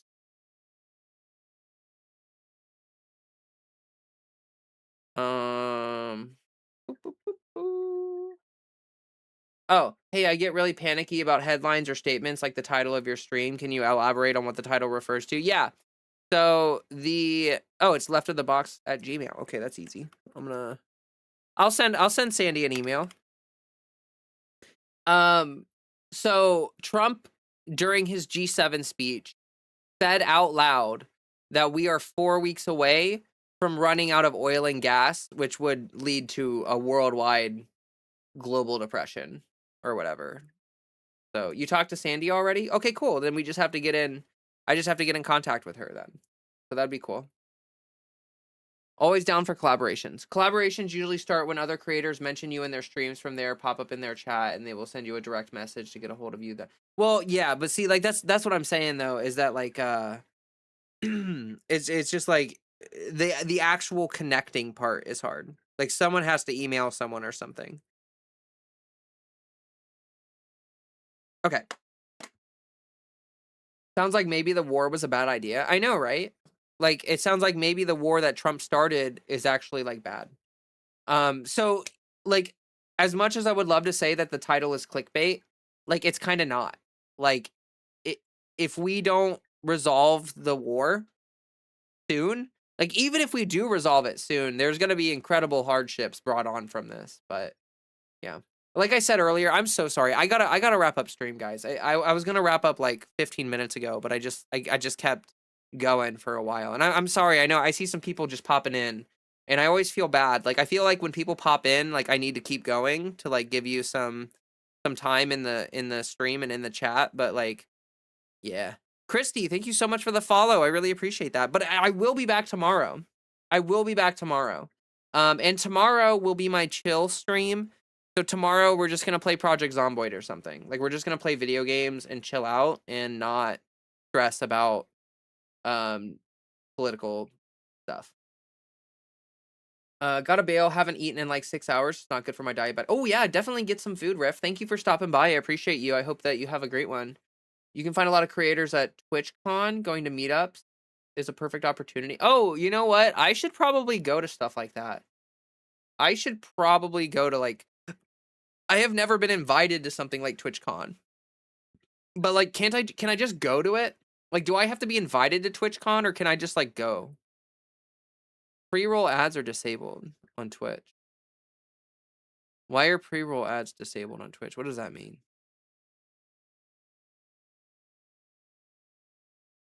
Why did it do that? I don't know. It's whatever. It was good talking to you all. Have a good night. You too. This will occur. I promise you, they've already mentioned you, and certain creators have special creator privileges and platforms. Okay. I don't know much. Honestly, it sounds weird, but I don't know much about it. Like, I feel like I'm like kind of a bad YouTuber. Always super appreciated it anytime you mention Kobe from now until August 11th. I'm so excited for the primary to be over and to be free from politics for a while. Yeah, no, you've been putting in the work, Grace. You've been putting in the fucking work. So like, I definitely, you deserve a nice break after that to just enjoy life and stuff. I will be volunteering at GDQ and even doing commentary on the couch for my partner speedrun. Oh, cool. Good night, Red Fire Blue Eyes. And yeah, I will, chat does not let me pass the email address. No, that's okay. I have the email address, leftofthebox@gmail.com. I've got it. So I will send Sandy an email like either tonight or tomorrow or something. But I will be back tomorrow with another stream. We're gonna like I said, tomorrow's gonna be my chill, just chilling stream. So we're probably gonna play Project Zomboid tomorrow or something. We started a Project Zomboid run last Friday, and I am so excited. It was really fun. I kind of want to play it really badly. I've been trying to avoid playing it that way I don't get like super far away from where I was when we stopped playing last time. But yeah, I'm really excited to play some Zomboid tomorrow with all of you. TwitchCon is for everybody. I swear you meet up with favorite creators. They even have meet and greets. Well, that sounds cool. That sounds really cool. I should look into like TwitchCon and stuff. I should try to go to something like that. I need to get back into fire festivals. You got me inspired to get back out there. Grace, I saw you doing some fire. I saw the fire cane. I saw you doing it, and you looked great. It looks awesome. Zomboid looks hella fun. A game I might sink too much time into. I put over 1,000 hours into Zomboid. It's kind of dangerous, actually. Hello there, French viewer. I just find your content, and I really appreciate it. Have a blessed day or night. Oh, thank you. I really appreciate that. Thank you so much. I don't know how to say your name. It's like Wucha. I'm sorry. I don't know if it's French. I don't know how to pronounce things. But thank you so much. That's really kind. And I hope to see you back sometime soon. In a stream. Unfortunately, I have to wrap up here. It's been about 3 hours. If anyone wants to stop by tomorrow, I will be streaming tomorrow, and then I'll be gone for the weekend. Well, I mean, I'm always gone for the weekend, but you know what I mean. Yeah. Okay. All right. I'm gonna cut it right now, guys. I'm cutting it. I appreciate all of you. Thank you all so much for being here. Much love. Just remember to do this one little thing. Remember to find yourself some water and drink it. Okay. Thank you. And I will be back tomorrow. See you then. Peace out.